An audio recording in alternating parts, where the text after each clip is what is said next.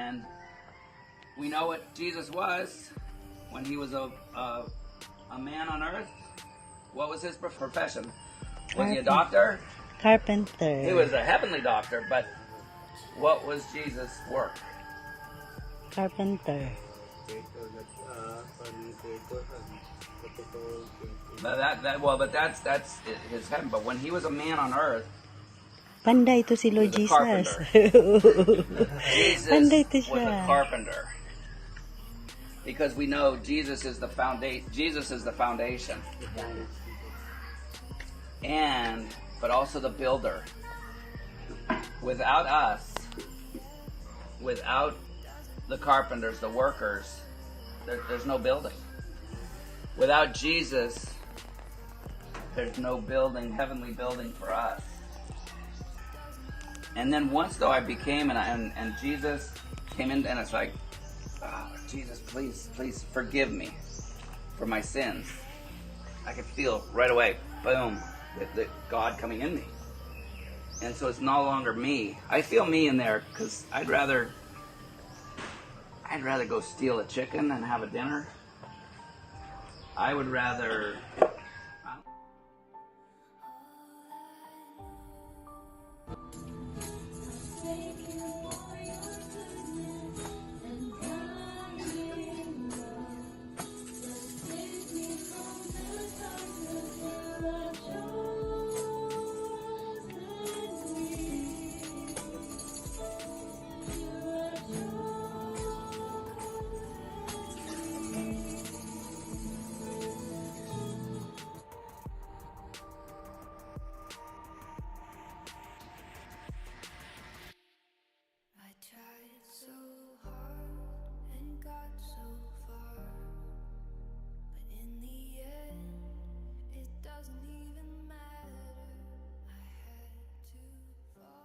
Alrighty. Hello, everybody, and welcome to a nice Sunday afternoon here in Northern California. And you.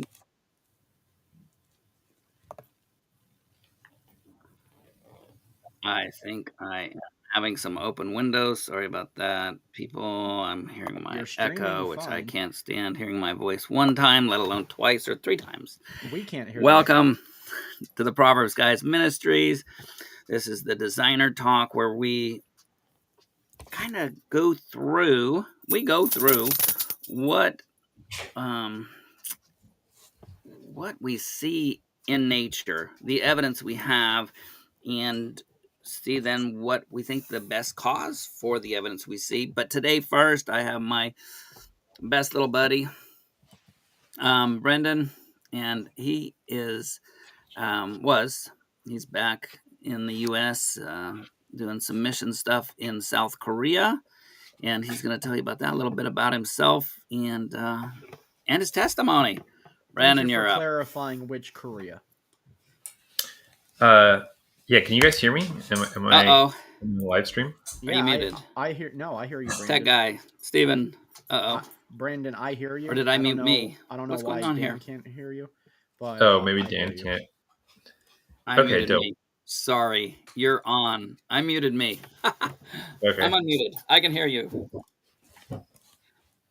I was very obviously in the South Korea, not in North Korea, but I told Steven because he asked that same question. I said, "Don't worry, wait until you see him." Well, see, if I was in the North, I don't think I would be putting my face on a live stream. Well, that's what I was telling Dan. Like, if you were doing missionary work in South Korea, I still take my hat off to you, sir. But if you were doing missionary work in North Korea, like, I respect you significantly more. But you get very understandable.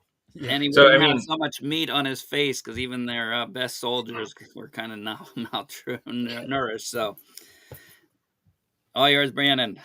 Yeah. So, I mean, it was like, technically it was considered missions work, but it was more so, it was like teaching at an English school, and we taught the Bible, and we also did like camps and like evangelistic events. So it wasn't like, like the video we saw at the beginning of Dan and the jungles. sharing, but it was more of kind of urban, and surprisingly a lot more difficult than it was more difficult mentally than physically, if that makes sense. Korea kind of has like they have a lot of issues with mental health and a lot of depression, suicide. One of the in what I was filling like a youth leader slot. I just kind of like fill in the pulpit for a youth group. And one of the girls that were in the youth group, actually, it was like a month after I had finished, committed suicide, and it was like really tragic. And it's kind of like that reality of that's kind of like one of the biggest issues that faces South Korea is like the mental health and kind of their kind of societal pressure. It's not as like people have a huge societal pressure of looking at each other, comparing to each other, and that was kind of like a large part of what our messages were about, and trying to reach Korean youth was like it's not about the outside, it's about the inside, and it's like you can have your identity in Christ, not in what other people think about you, or trying to be the best looking person, or go to the best school, or get the best grades, or make the most money. So Now, anyway, correct me if I'm wrong, but even into plastic surgeries or things to oh make yeah. them.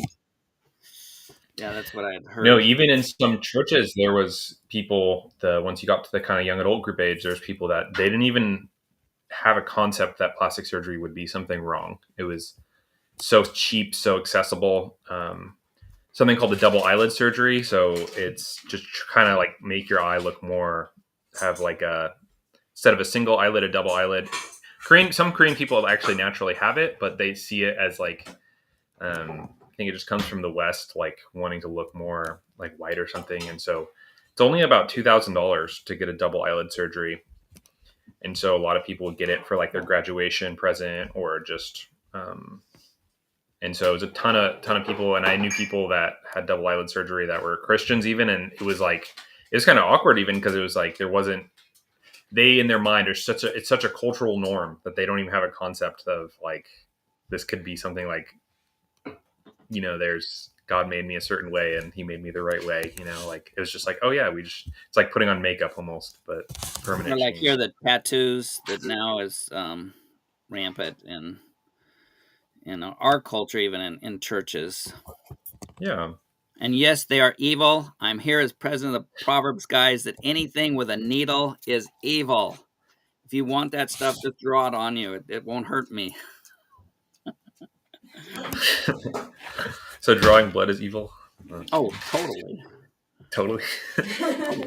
I'm against. I'll remember that if you ever need a blood transfusion. Yeah, okay? I was going to say, Dan, I don't know if you're aware of this, but I was once upon a time a licensed phlebotomist. So can I be saved, I guess, is my question. Oh, you can. It's like any other sin. You can be forgiven for it. Okay, I think the same way about those who teach algebra. God can forgive them. He can forgive anybody. That's true. So, man, I was telling Stephen when we met, and were you still in high school or just after high school? Yeah. Well, I'm not sure the timeline. I'm pretty sure we met when I was in high school, but I might have been right out of high school. What years were you teaching in the youth group back then? Was it because 2015 was the first time I went to the youth group? Okay, and how old were you? I was 18 or 17, maybe the first time, and then maybe the third time I'd turned 18. Okay, was that already Pastor Jim or? Yeah, Jim was there. Yeah, so I was helping him the whole time. Okay, so then yeah, cool. you were then there. I don't even know the first time. I feel like it was when we went on the youth.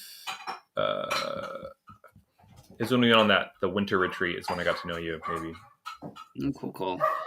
Anyway, sorry, there's loud dogs. Oh, that's right. I know. We were just Korean, going to tell people your dogs were Pentecostal. Well, no, I think he's bringing some of the Korean culture back. How do they taste, actually?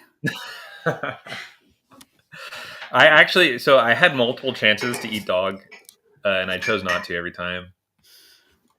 I'm just like, I only want to eat a dog if I'm starving. I'm sorry. Like, I would definitely, no doubt I would eat a dog if I was starving. Like, I don't think so. But Maxine? just for fun, not about. I eat almost anything. That was the only time I turned down something.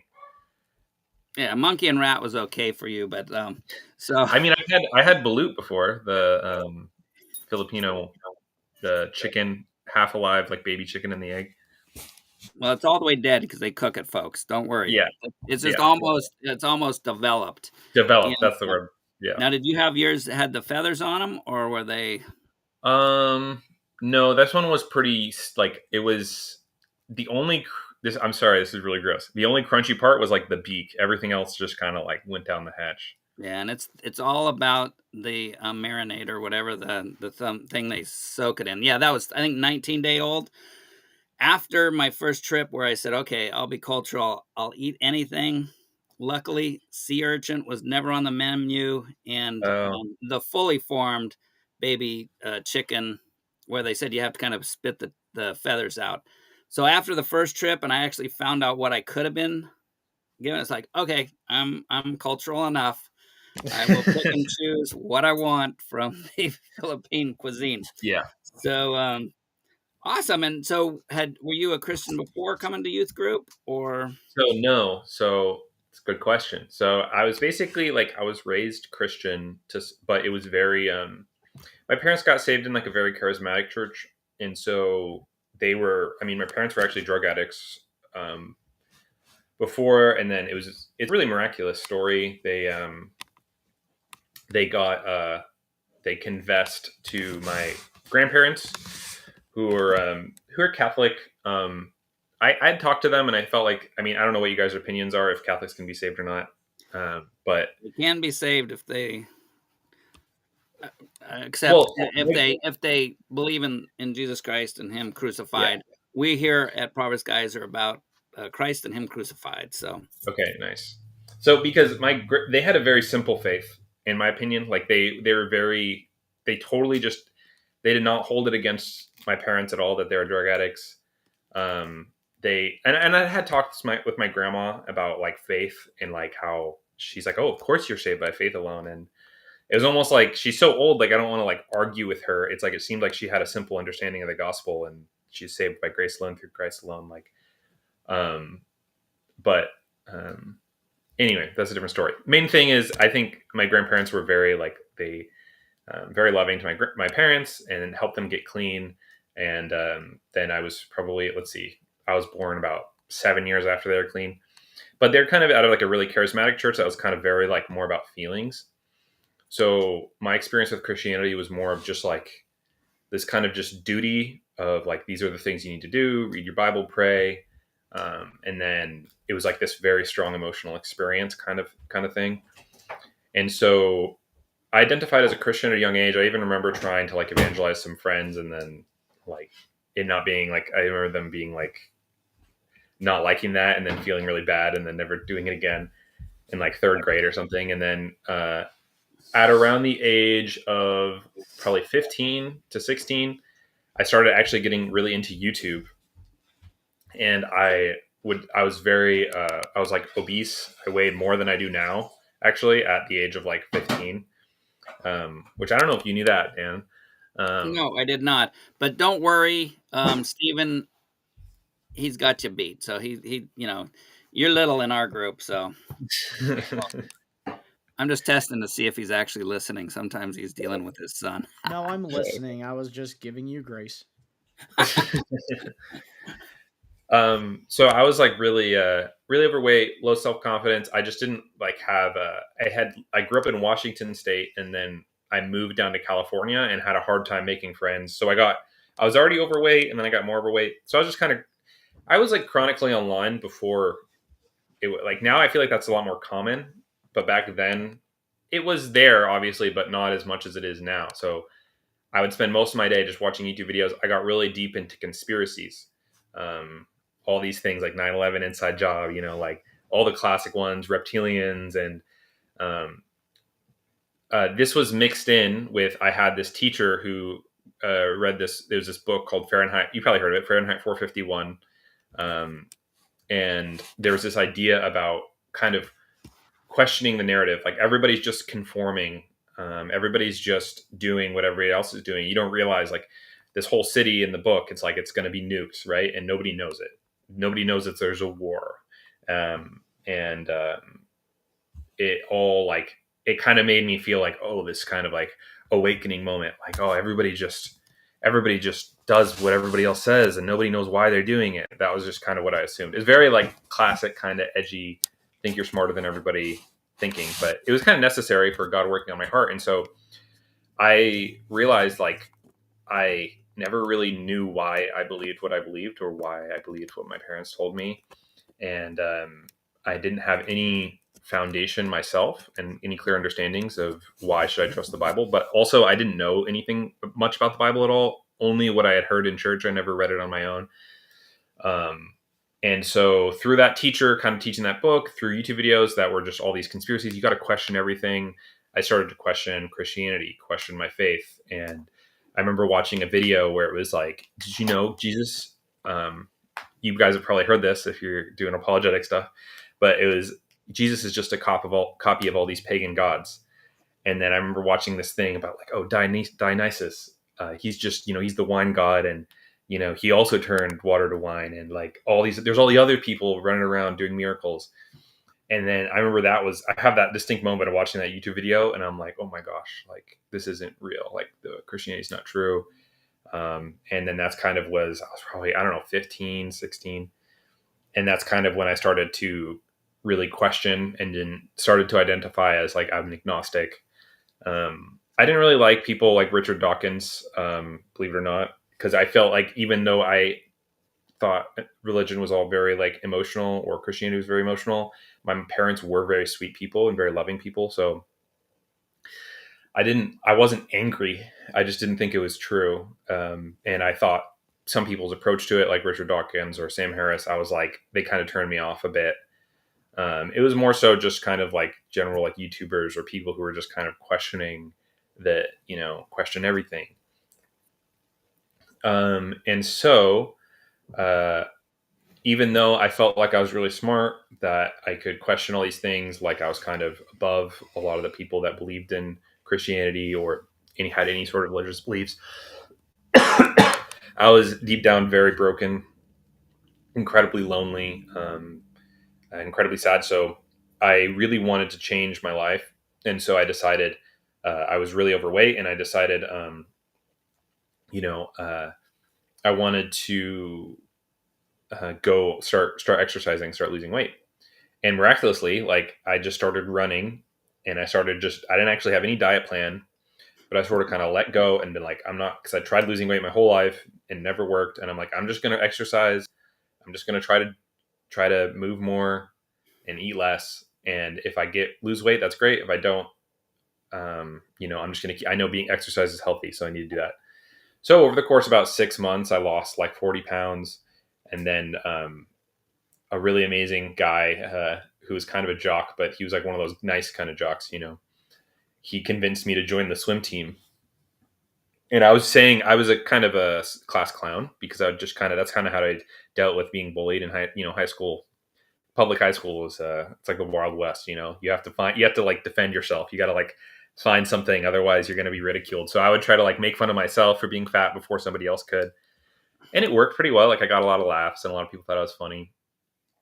But I was making jokes about joining the swim team, about how I don't think I could join because, all the girls would drool over me or something stupid like that. Like, and he overheard me joking. He comes up to me. He's like, "Hey, Brendan, you should actually join the swim team."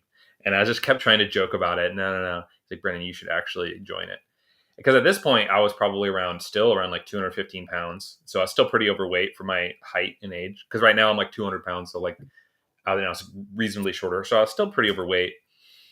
And I started to freak me out, because he was like very serious. He's like, "There's practice, first day of practice. It's tomorrow. Like you should come. Like you can like," and he started just really seriously like drilling me. And I'm like, oh shoot. And I like started to realize like, I felt like I was going to be telling everybody I'm joining the swim team as a joke. And then now like, I just felt this feeling like I should actually do it, but I really didn't want to. Anyway, that maybe explaining too much of that side, because it does fit into my testimony, but I ended up doing it, and I ended up losing a ton of weight, and it was like this miraculous thing. And my whole life I've been overweight. I'm like, oh my gosh, this is amazing. Started to get a lot more attention. A lot of people recognize. People were like, wow, like, you don't even look like the same person. And I mean, I was probably two at my heaviest. I was probably around 250 plus, and I got all the way down to 100, like 65 pounds, which is pretty crazy. Yeah, it's almost like 100 pounds. That's crazy. I never thought about that. And so then, though, the start of my senior year in high school, it was something felt like I was like finally living for that kind of time. Like, okay, now I'm I got this thing that was just this weight, this block. My whole life had been fat. Now I got through it. And then all of a sudden it was like, I'd always struggled with some level of depression, loneliness. I hit like rock bottom, and I was like, I felt very sure, like, or it started to get overwhelming feelings like I wanted to end my life. And I felt so confused because I felt like if I lost weight, if I, this big hurdle in my life, if I did this, then I would have purpose. I would look around and see other people being happy, other people seemingly being fulfilled, that if I lost this weight, then I'd be happy, and I wasn't. And I hit like pretty deep depression, pretty much for the first time, like genuinely considering suicide, not just as like a thought, but like thinking and kind of planning. And then at that time, can you hold that thought though and let me, yes. because that doesn't sound rational for what we're taught, here, you're I'd be jealous of you. Mhm. I mean, not even knowing whether or not I knew you were overweight to begin with, but it's like, I was the chubby little kid. I always Yeah. made jokes. I was picked on. Although my body frame would have never been a swimmer. Yeah. But, and just my genetics. But so we say that, and we know, like, oh no, it's not about, social, either stigma or positive, that I and you probably know too, that quarterback on my grammar school team, man, he was just like, he wasn't happy. He Hmm. was the dude, and so in my mind, it was like, man, if I just looked like him, if I was as smart as him, because he was straight Yeah. A's. And then in our 20s, I was just being a gardener. I mean, had Mhm. myself employed. I was a self-employed gardener. I was a go-getter, and I was at a party with him, a family party. It was a Christmas party, and he comes up, and it was like, because like, Dan, I'm just, wow, you're self-employed. How awesome that is. And it was like, whoa, no, no, no, no, no, I'm supposed to be like you. Yeah. And there was some drug stuff they were dealing with, his crowd, Yeah. because he was the top crowd. And it's just, though, so your testimony is that when you got to the picture perfect, what you would have said was what everybody wanted, you would have wanted to be, and guaranteed all the guys wanted to be, like that. But that didn't do anything. Yeah. I mean, it's totally right. It's like, and I think that's what made me so depressed is, in a weird way, it was like that hope that I could eventually lose weight and eventually be like one of those people was kind of keeping me going. It was kind of keeping me not from giving up, because it's like, man, like, I know I could I had this kind of drive of like believing that I could do it, believing that I could lose the weight, and watching motivational videos about it. And like, then I did it. And then it's like, wait, what do I do now? Like, it's not, doesn't make me happy. And so, um, but I mean, I still was by no means like some track star or something. Fair. A joke I like to tell is that, and when I was on the swim team, the best I ever got was third place. From starting from zero, not bad, right? There's only 3 people in the race, so um, it's just true story. I got third place, and the 2 people above me were qualifying for college level, for going to college. It's a true story, and I got third. Um, and so, but anyway, So yeah, that's right. I was very, it wasn't satisfying. It wasn't. And so, thankfully I had an awesome teacher who really, I ended up, I was actually doing terrible in high school. I was going to like fail out, or like, I didn't have enough credits to graduate. And in going into my senior year, like if I needed to do some extra classes or have some way, and I was put into algebra 2, and I was just like already kind of conceding, like, I'm just going to fail this class. Like there's no, I barely passed, like, I failed algebra 1 and had to do a makeup class for that, and then barely passed geometry. And then I'm like, I don't even remember anything from algebra 1.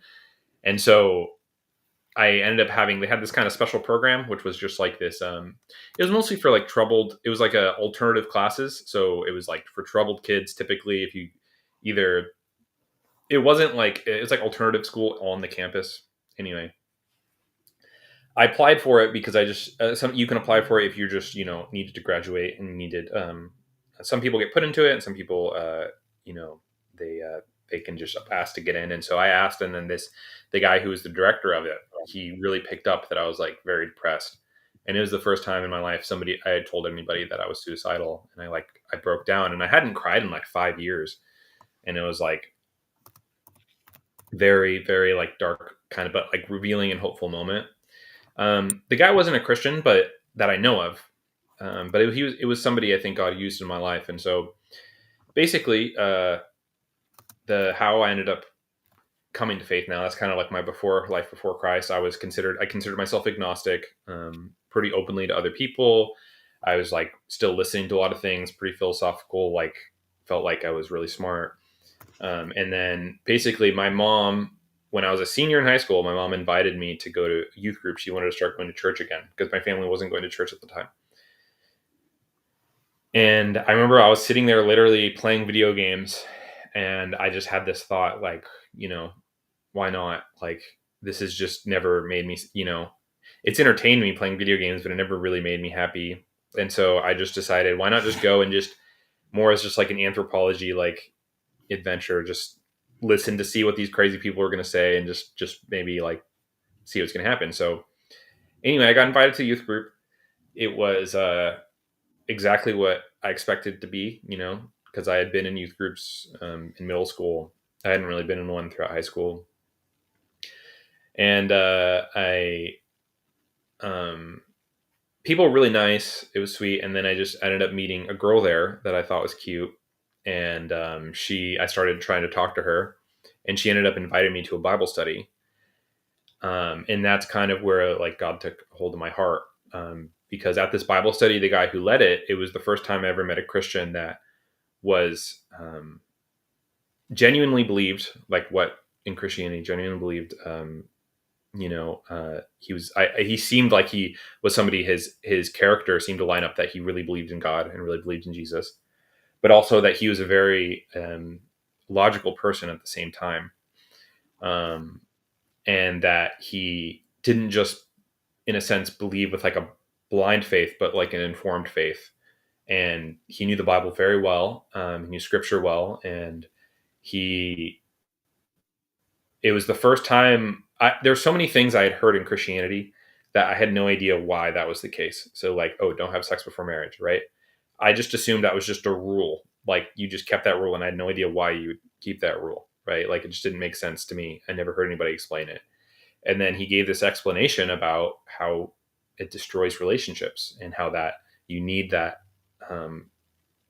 connection in between. It needs to be stayed between one man and one woman, and that how people who do sleep with each other before marriage, it can hurt their relationship, or if they end up breaking up and go into another relationship. It's like he just explained, and it all of a sudden just like dawned on me, like, wow, that actually really makes sense. And then I'd never read the Bible on my own. I thought the Bible was like the Quran, like this like list of sayings or list of do's and don'ts. I thought it was like the whole Bible was like Leviticus, basically. I didn't know there was narrative. I didn't really know who Peter was. I didn't know who Paul was. I thought like Noah and the flood was like, I thought the stories of Genesis, I thought they were like in the middle of the Bible. I didn't even really have a foundation at all. And so it was all of a sudden I was hit with being somebody who felt like, I'd be like one of those people like, oh yeah, I was raised Christian, I know about that stuff, but it's not true. It's like, there's some people. Don't get me wrong. There's some atheists and skeptics that really do know the Bible well. I mean, even probably better know the Bible, the verses, by the knowledge better than us even. But there are a lot of people that will pull that. Oh, I was raised Catholic. Oh, I was did this, and felt like, in some extent I was one of those people where I could say I was raised Christian, but I really didn't know much about Christianity. It was just more so the rituals and the things people did in church that I knew about, but not actually the teachings. And so. So you would have taken like face value, like people go, "Oh, well, Hitler was a Christian." And it's like, Yes, it's like no, it no. really means nothing. It Yeah, really means nothing to me, and I say that too. The same. I want to apply the same standard to myself when I say I was a skeptic. It's like I used to say that all the time and try to like hold that over people's heads. I was a skeptic, then I believed in Jesus. It's like what my personal experience is of people believe in wacky stuff all the time. It doesn't actually give me. I think it's important to share. I'll always share it. Like I'm not ashamed of it, but it doesn't all of a sudden automatically give me some strong authority to know everything that skeptics or atheists believe. In the same sense, when a skeptic comes and says, "I'm a Christian," I used to be a Christian, so now they act as if there's some authority on Christianity, and I think we should just judge people by what their arguments are or what they've experienced or what is true, not as. So anyway, I where was I? What did I say last? youth group, Bible study. Yeah. Youth, Okay. So and the Bible study, I really started to realize that like the Bible isn't what I thought it was, and I just felt like it was weird. Like I was still open to believing God existed. I was like, okay, like there could be a God, but I just had this like confidence that it could not be the Christian God. Like it was almost laughable. Like, yeah, God could exist, but like it's never ever going to be Jesus. It's impossible. Like it just did not fit into my like at the time my fundamental understanding of reality of what I believed. It didn't fit. And so through this and Bible study, let me ask you, because talking about the whole there's legalism, but then when the guy explained, say, saving yourself for marriage, yeah, and the light bulb came on, and yeah, it's really, and we would say that Bible novelly predicts that people will be blinded, they won't hmm, understand, and yeah, instead of saying that like, oh, that's somebody just trying to control you, the dirty little secret, and I think that is that, what do we have when you have, the stories? You want to be the prince who marries the princess.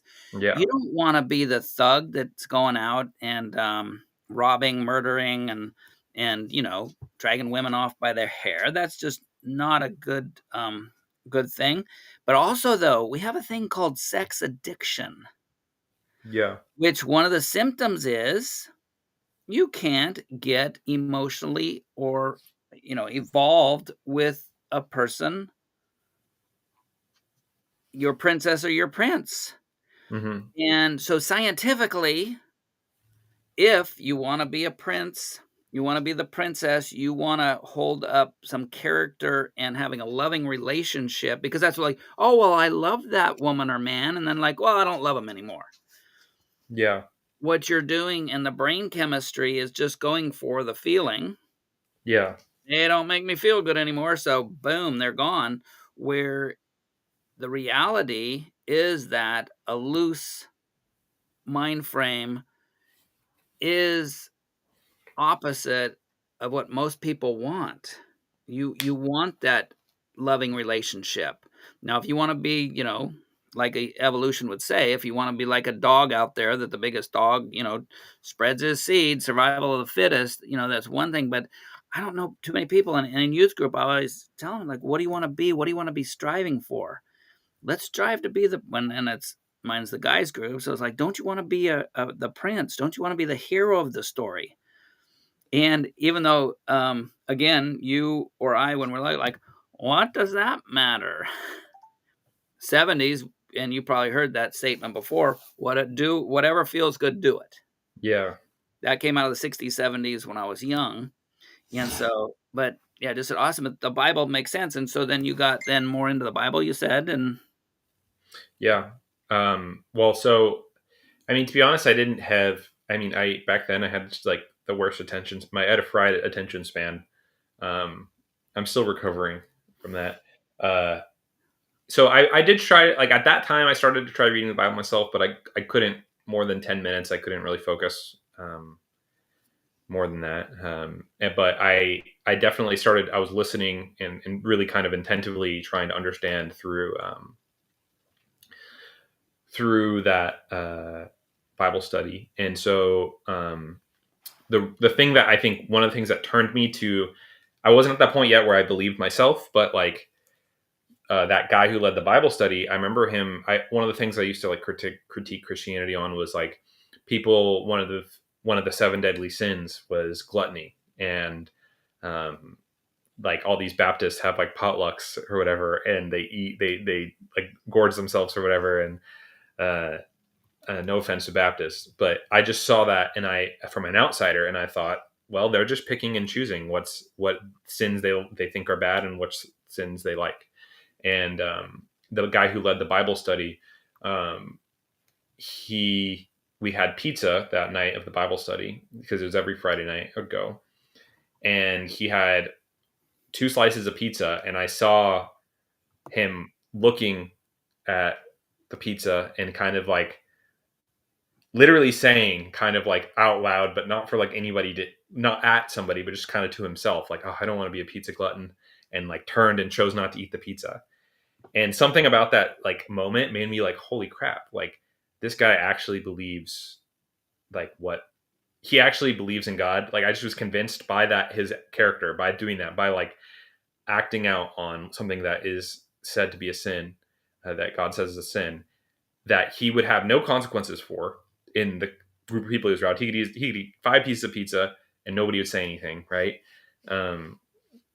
But he chose, and that was just a moment that convinced me. It was like a small moment, but it's just something about that. God used that to convince me that he really believed what he was saying, and his character was lining up with somebody like that. I started to be like wanting to be like this person. Good clarification. I want to clarify though, because when I was in my 20s, hyperactive, running my own business, gardening, out there. And, I had told somebody one time how it's like, I feel like such a glutton. And the person, I'm like, no, you're not fat. And it's like, no. It's not it's my mind, my love for that. And then they didn't probably know that I had a brother who's now like probably 500 pounds. I have a brother that is, about 250. I think he's trying to lose weight again. But no, gluttony starts for most people when you're thin. Yeah. And then that love of food.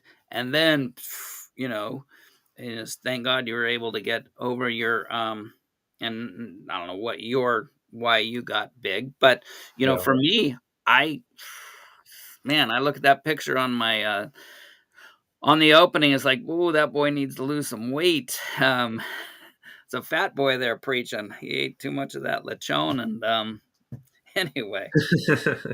But yeah, it's a thing that Christianity is the mental thing. It's mental.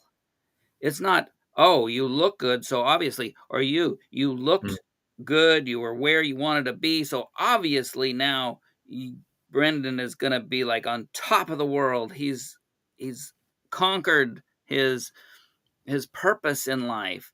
And but no, novel prediction, it's without God in our heart, it's going to be empty. And we just had and I mentioned we had a guy from Greece. Achilles, are you around? Let's see, he's muted. Anyway, you can keep going. Yeah, yes, Brandon. I'm here. Hello, Brandon. Hello. Brendan, he was on the other side of the world, in Korea for how many years? I was there for 3 years. Yeah. South or north? Right. That's the best question in the world to ask anyone who ever mentions Korea. Yeah, and it's always the same answer, Otherwise, they would make it clear that they've been at North Korea. Well, yeah, they'd be in a wheelchair. If you said North Korea, you'd be like, yeah, right. And you live to talk about it? Yeah. Military. So anyway, Brandon was just in the middle of his testimony, and getting into the Bible, having that struggle. Is it true? Is God true? Is Jesus true? Go ahead, Brandon. Yeah, and so basically, I know this has gone very long. I don't know if that's all right. um, It's my the Oh, show, and good. yes. Okay, cool. So basically, what ended up kind of tipping me over, so I started being at a point where somebody asked me. At this point, I started to be more honest about, hey, I haven't really believed in this, and I was going to the Bible study. I didn't tell anybody I wasn't a Christian. I just pretended like I was, and nobody. I mean, at the same time, nobody was asking me specifically what I believed. They just assumed I was a Christian too. And then somebody from the Bible study, they knew I started talking about how, yeah, I never really believed this, and now it's like starting like explaining my experience up to that point and how I things are changing. And then I kind of explained how I feel like I'm like 99%, like, but I just can't, like, I just had such a hard time believing something that I couldn't actually see, like, or I couldn't see Jesus physically, or like I couldn't. It was hard for me to parade around saying I'm 100% sure of something. Um, and so what ended up happening is there was a situation where, long story short, somebody was like really hurt, and they're very sad, and they asked me to pray for them. Kind of believing that I was a Christian, and I ended up okay, like praying, and I just remember in that moment just feeling like very concerned about this person, and genuinely um, like asking God to help them, to help with the problem.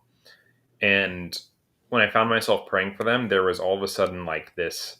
I had this moment of just feeling of like just like unconditional love like come over me, and just this, that something that I'd never experienced in my life. It just was like, I don't know how to explain something that feels supernatural, but it was just something that was just beyond this world, and just this like pure unconditional love. And it was not like it almost was like this palpable like wisdom and love that it just felt all around me. Like it was just like this overwhelming, and it was just something about that moment was just did like it transformed me, and pushed me over the edge from that 99 to like 100%, that Jesus is really who he says he is, and this is all real, and like God has, and that I'm like, I believed I was saved, I trusted in Christ, and that pushed me to be total transformation of going from believing that none of this could be true, to just being all like full sail ahead, like all on board.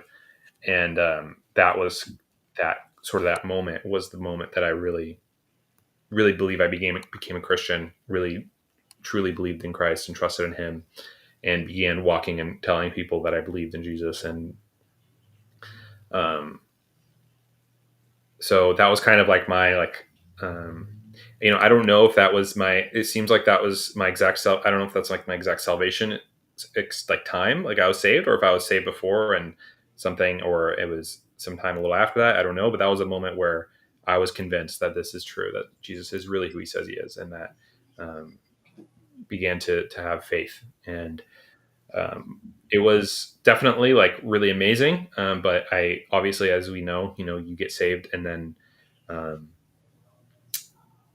things. It was kind of like this thrill of like this life, this like breathed new life into me. And then there's obviously the right there. You're not finished though. God instantly, I believe you're justified, but sanctification is the process that begins. And so I had a lot of issues. I ended up having a really bad relationship with, had some bad relationship issues. I ended up kind of going back down into a bit of depression, and then I decided that I had a few experiences where God really worked in me to be like fully committed to him, and really fully like committed to him as Lord over my life. Of like, I had a lot of work to do of things over time, just God slowly chipping away and sanctifying me. And I could go into that stuff, but that would be a very long story. But on topic of this being, an apologetics channel, I started to after that is when I started to look more into the apologetics about some of the things that I had heard or things that had convinced me that Christianity wasn't true. And I really built, because of my past of being a skeptic, I built a passion in me to learn more and pursue. There was something about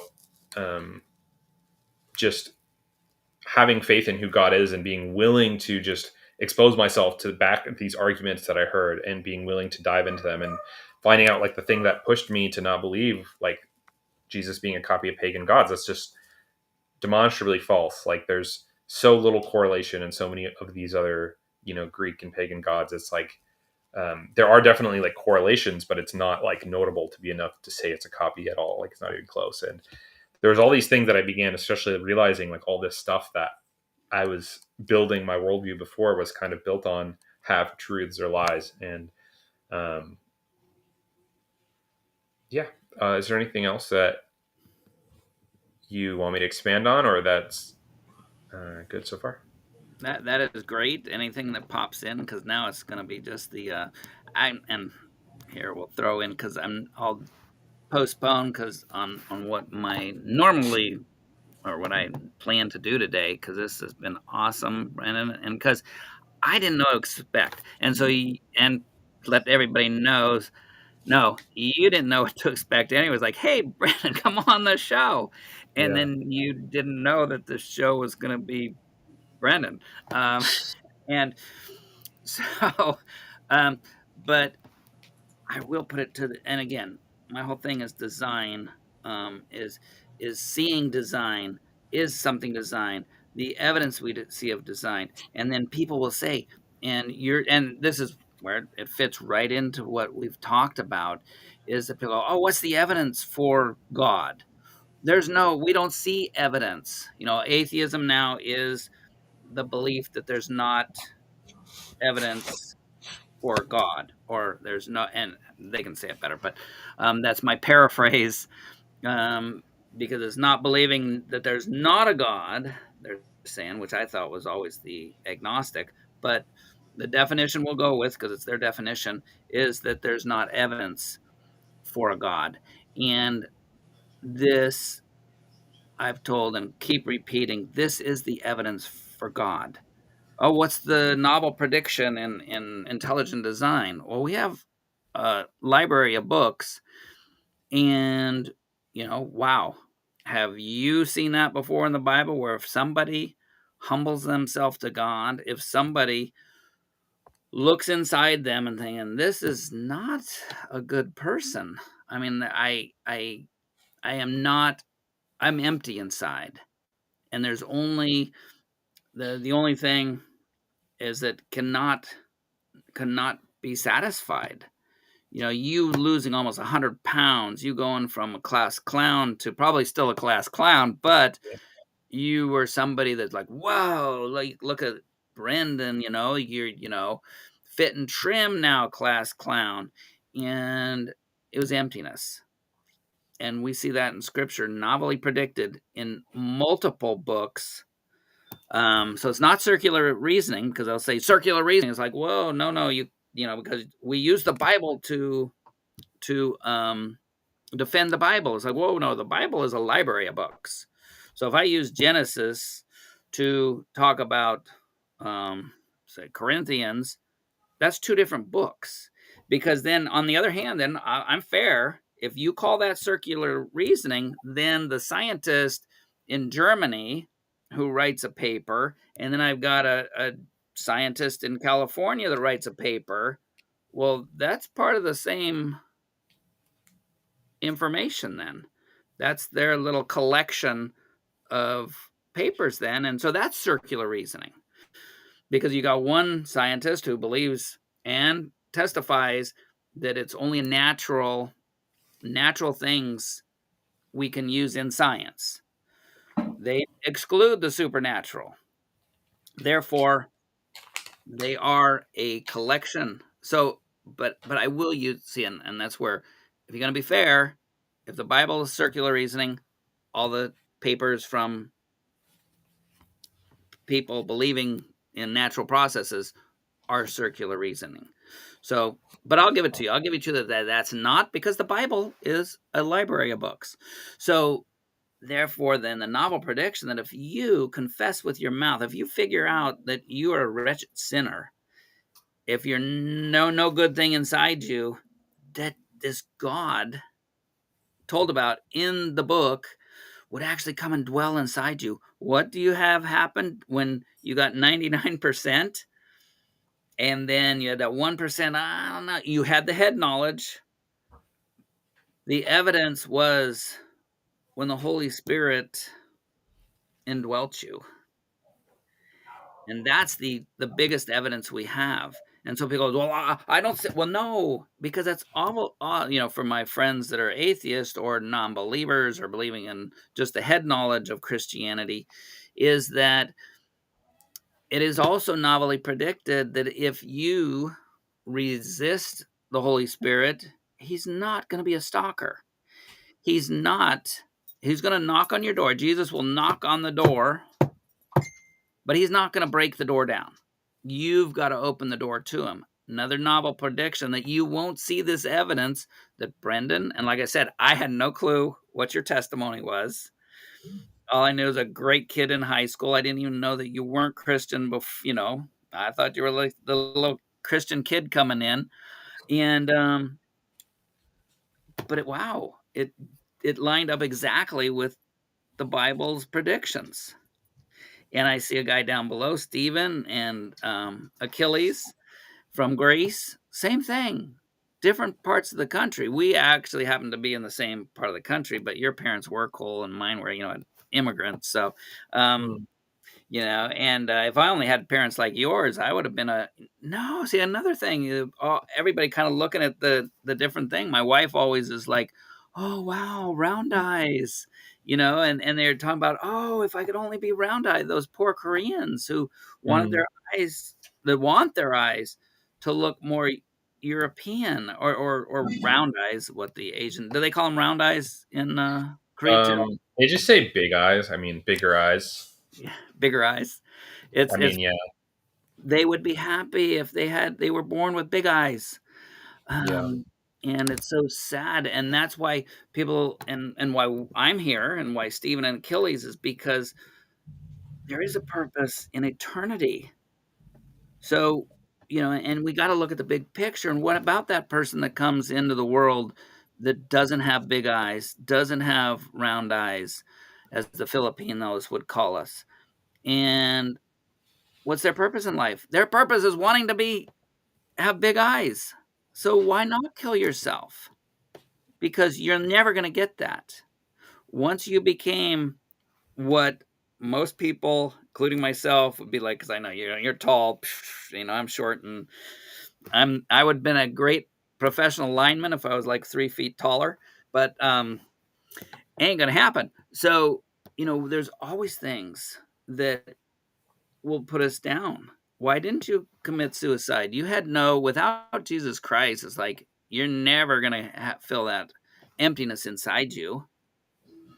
Because then people do go with alcohol. Maybe that alcohol will make me happy, or maybe the drugs, or maybe trying to be something that you're not will make you happy. And that's our message here, is that there is an eternal purpose. There is one guy from Europe, guy from East Coast, United States, a couple guys from California, with all the same evidence that there is a supernatural. And and so again, they go, well, you can't test it, you can't put it in a lab. But not everything can go in a lab. If things, those like the meteors that people find, very few have seen actually one hit the ground. But people can go and look, and they can dig it up, and they can find it, showing that was true. But it's not in a lab. You're not going to say, Thursday at 10 o'clock, we're going to watch this and see something come out of the sky, and then we're going to go find it. No, it's a historical evidence, scientific evidence. So it's cool. And I see your beautiful wife there. Hello. Does she want to say hi? Hey, And you want to introduce yourself? my name is Kimmy. I think Brandon already said we got married about a month and a half ago. I'm from Georgia, but we actually met in South Korea and dated and got engaged all there within like 2 years. So Stephen, are we going to allow somebody from Georgia? Yeah, as a fellow Southerner, we love Georgians. It's really anyone above the Mason-Dixon line we don't like. And Dan, as a Californian, you're an extension of that. Well, okay. I shouldn't have said anything then. They put up with me. And since they Not never just visit teasing, yeah. Canada, they're fine with us. They can stay. Yeah, so that's why I was joking, because Stephen is a Southern boy. And Achilles is a Southern boy, too. from where? He's Alabama? probably sleeping. Alabama? No, Georgia? Southern Europe. He's in Southern Europe. Southern Europe. He's in. He's got that thick Greek accent. He's in just Greece. there around Athens, Greece, and I'm from Polk County, Florida. But my wife is from Alabama, so all connected. Nice. So family here. Yeah, Achilles must have stepped away, or he doesn't know he's. Oh, that's why I'll say stuff to you guys, and Brendan already saw that, so he will be paying attention if he's ever on a show again with me, because that's why I was ragging you on your weight, Stephen, which I've seen you lately. You're like Hercules. The theory behind it, and I tell this to my wife, is I serve a really big God, and thus he needs a really big temple.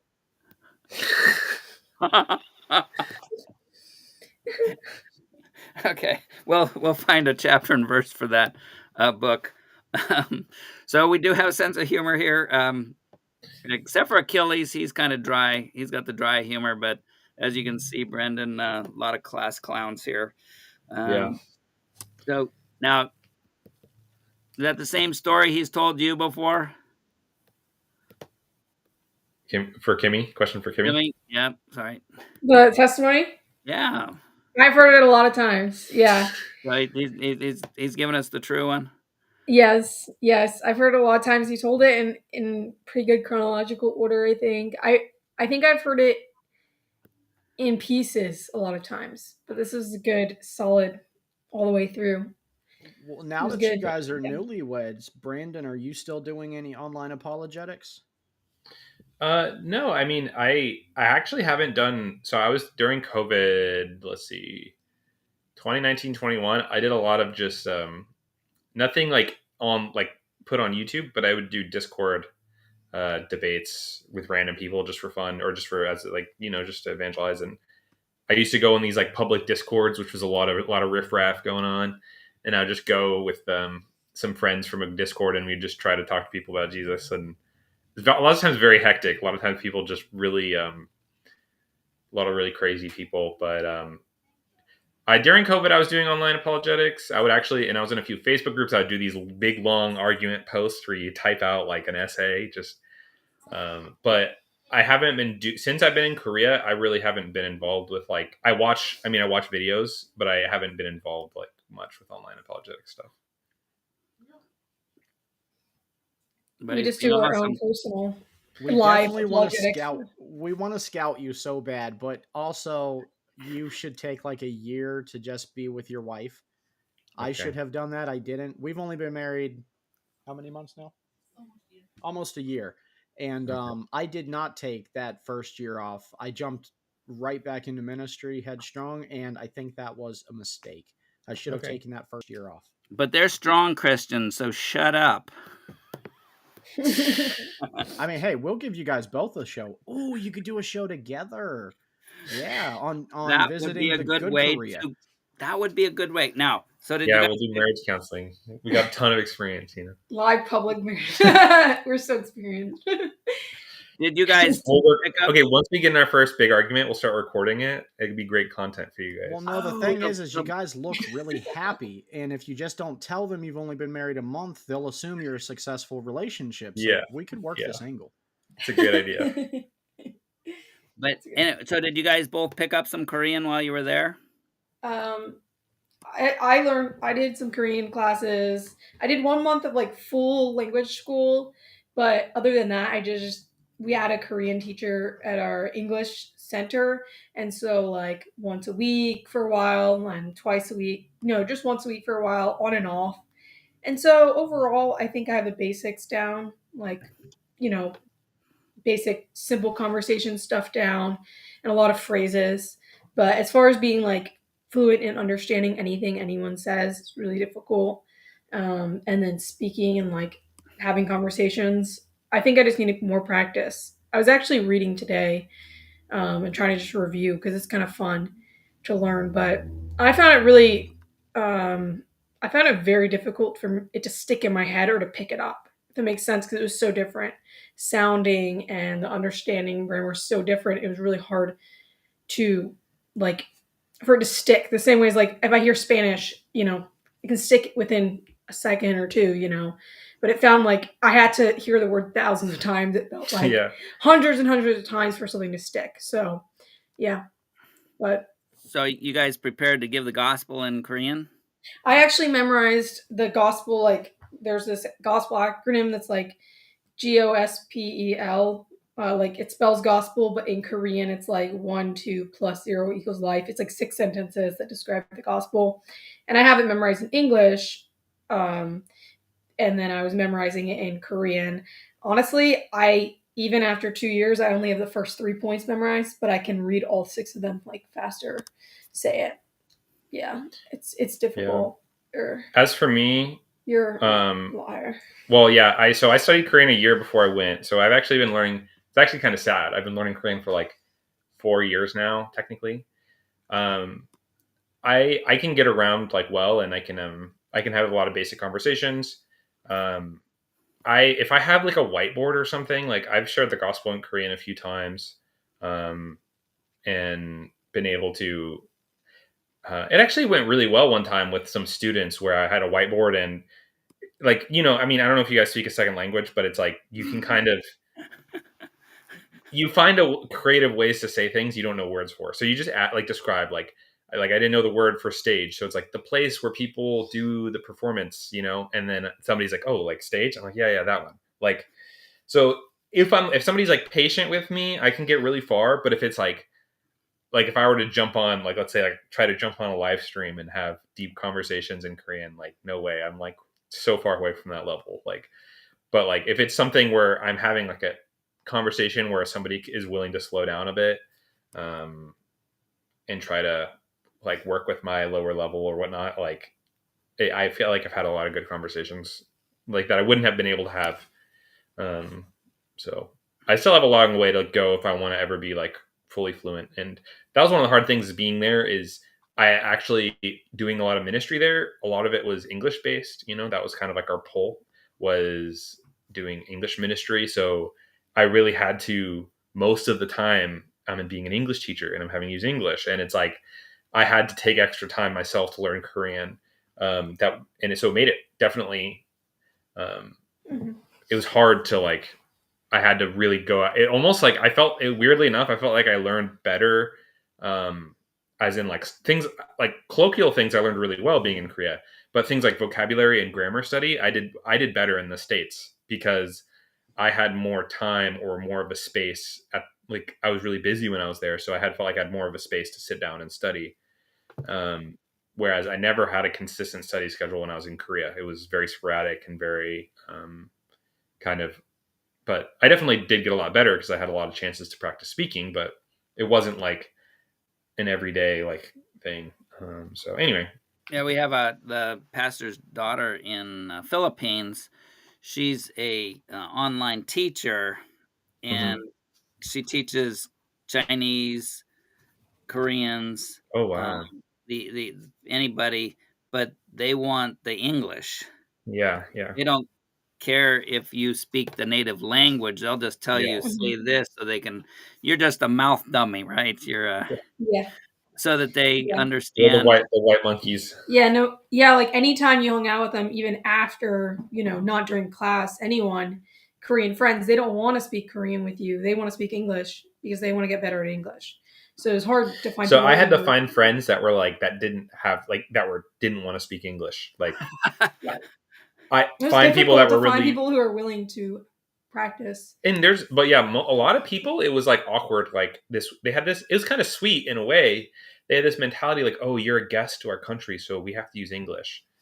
And like, yeah, we use English. But what that did is people felt like, oh, it's rude if I have to like speak Korean to them. So then they just wouldn't speak to us at all. Or you know what I mean?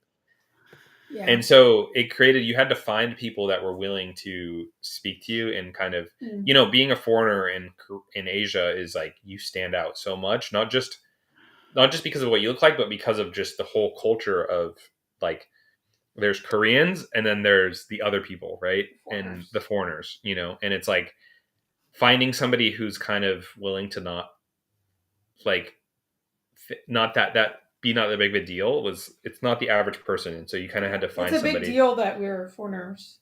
It's like, we're very like, it's like you're very different, you know? Yeah. Not in the clique, maybe? Is that what you're saying? I mean, yeah, it's kind of like one, in a sense, it's kind of like one big clique of an entire. Yeah, well, it's like people that aren't Korean can't speak Korean, as they're kind of like stereotyped. Yeah. It's like, and people were super surprised if you start speaking Korean. It was like, oh my gosh, wow, your Korean's so amazing. And all I said was like, hello. And they're like surprised. And so how do you say hello in Korean? It's annyeonghaseyo. Annyeonghaseyo. Annyeonghaseyo. Annyeonghaseyo. Oh, good job. Yeah. Annyeonghaseyo. I'm not going there. Don't be that impressed. Achilles is Greek, and he also speaks better English than us. Come on. Yeah, Brandon knows me. I already forgot it. Annyeonghaseyo. Annyeonghaseyo. Annyeonghaseyo. It's onion. I say hello. Yeah, I saw the same thing. Steve. Actually, Dan, Mark Pritchard, before I went to Korea, he taught me just say onion haseyo. Yeah, works. I will never forget. That's the way to remember it is onion haseyo. But onion haseyo, but just onion haseyo. That's funny. Yeah, no, that's my first word in Philippine was thank you, which is salamat. Salamat. And like, salami. And I like the salami, so salamat. So they think I'm really, and then they start talking to me. It's like, whoa. That's the only word I know. Yeah. No, that's great. So how is God loves you? What would that sound like? Oh, 하느님의 or 당신을 하느님의 사랑해요. Or Jesus loves you, 예수님.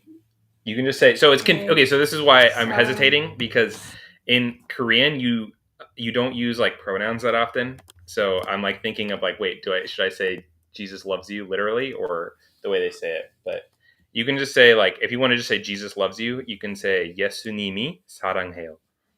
Just Jesus loves. Yeah. But the context is what he said. Sorry, maybe I'm It's okay. I'm over explaining it. Yes. But you're gonna say, yeah, 예수님이 사랑해요. Jesus to loves all the you. viewers that are from Korea, what he said. Yeah. Yep. Oh, cool. And then you can turn your laptop a little bit so you're not hiding behind. There you go. Here, I'm gonna grab the charger because I gotta charge. Yeah, I was gonna say I'm just like hiding in my laptop's dying. I was having a Sunday rest day, so I was just kind of chilling on the couch, relaxing. While do you guys have plans of ever going back to Korea for ministry? We've thought about it. We're taking a year or two off to pray and be just like. Oh yeah. So we're taking some time to pray about what missions looks like in the future, but we need time to like work on like just focus on our relationship and working and building community in the church and all of those things now. So we're praying about what the future mission looks like, and we're interested in going to Asia. And we're not sure. There's a lot of things that we're interested in, and there's some mission organizations that I have contact with that we're interested in talking with, but we're just kind of right now we're just settling in to living in California, and so What? First off, where in California are you? Don't be specific. No, Northern California. It's like Northern California. The boring one. They go to my. It's pretty beautiful. I lived in South California for 2 years, and I'm a Okay. SoCal guy. So, Oh yeah. Yeah. but because I've had other friends living in South Korea, Mm. uh, I don't think it is an accident. It is random because God doesn't make any mistakes. There is nothing that is random. Mm. That you are now acquainted with that country because Mm-hmm. they need Jesus badly down there. Mm-hmm. I do. And I'm saying that, and if you can elaborate on it, about what is going on with the nightlife and with children. It is one of the places in the world where people get out of their country to go there so they can do some very, very weird stuff that nobody knows about, and then they go back to their families. It's a very Mm. crazy place. Yeah, So, for sure. I'm not sure on that topic specifically. As far as like Korea needing Christ, it's like very evident.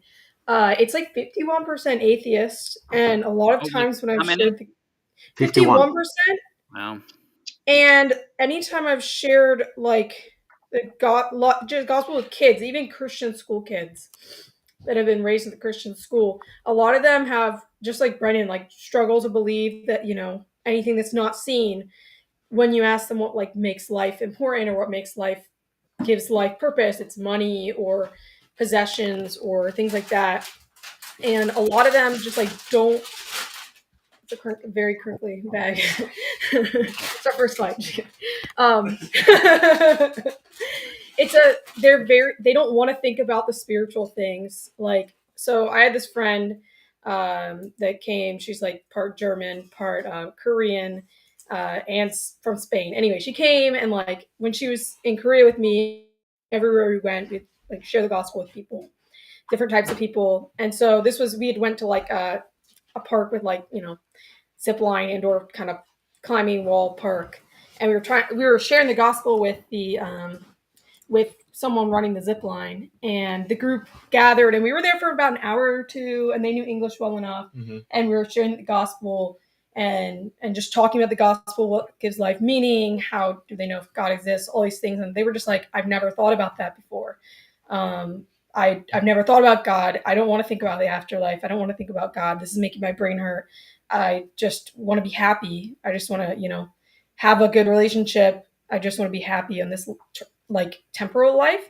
And I think so many of them especially the young people, keep so busy with their, friends and just like the city life and everything. I think that there's like this huge blindness that I've seen, even like among little kids, all the way up, blindness to thinking about anything internal, uh, or outside of themselves, inside of themselves, or outside of like what they can see. It's very based on the physical, tangible, so money and food and just their own feeling. And that's just like so sad. It feels so empty and dark to me, being there. You can feel and sense it. There's hollowness, and and it's I think it's worse than people that have religious beliefs that are wrong. At least they're looking for something outside themselves or something spiritual.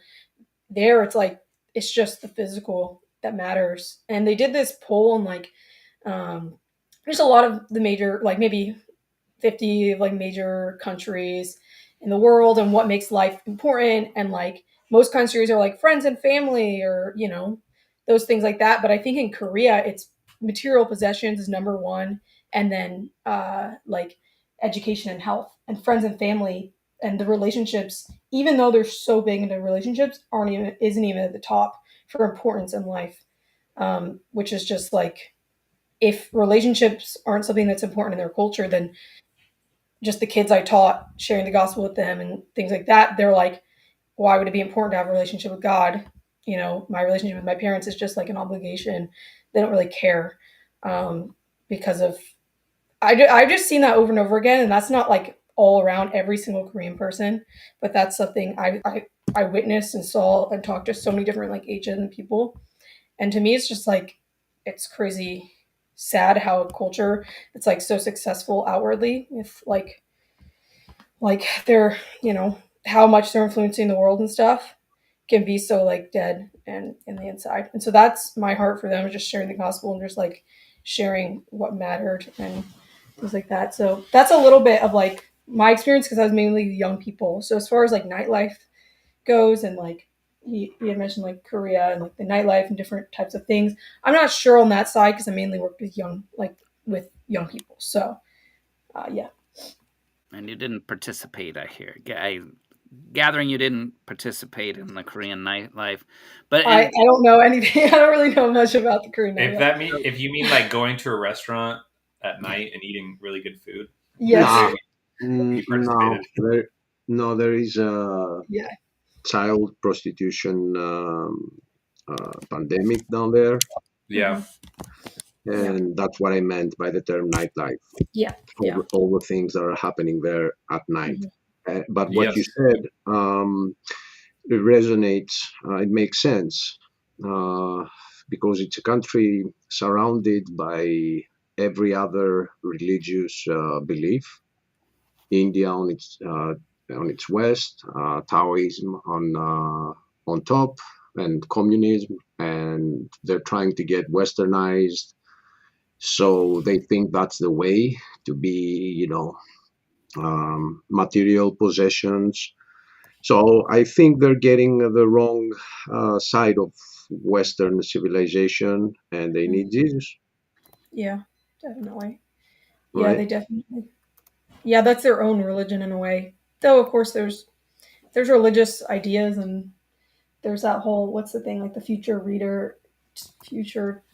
that one video we're watching. Oh, it's like, I mean, it's called Korean shamanism. Yeah, but it's a lot about people having a bad time. They go to see like a fortune teller, basically. I mean, but a lot of it's geared toward having more money and success, which most religions are. Yeah.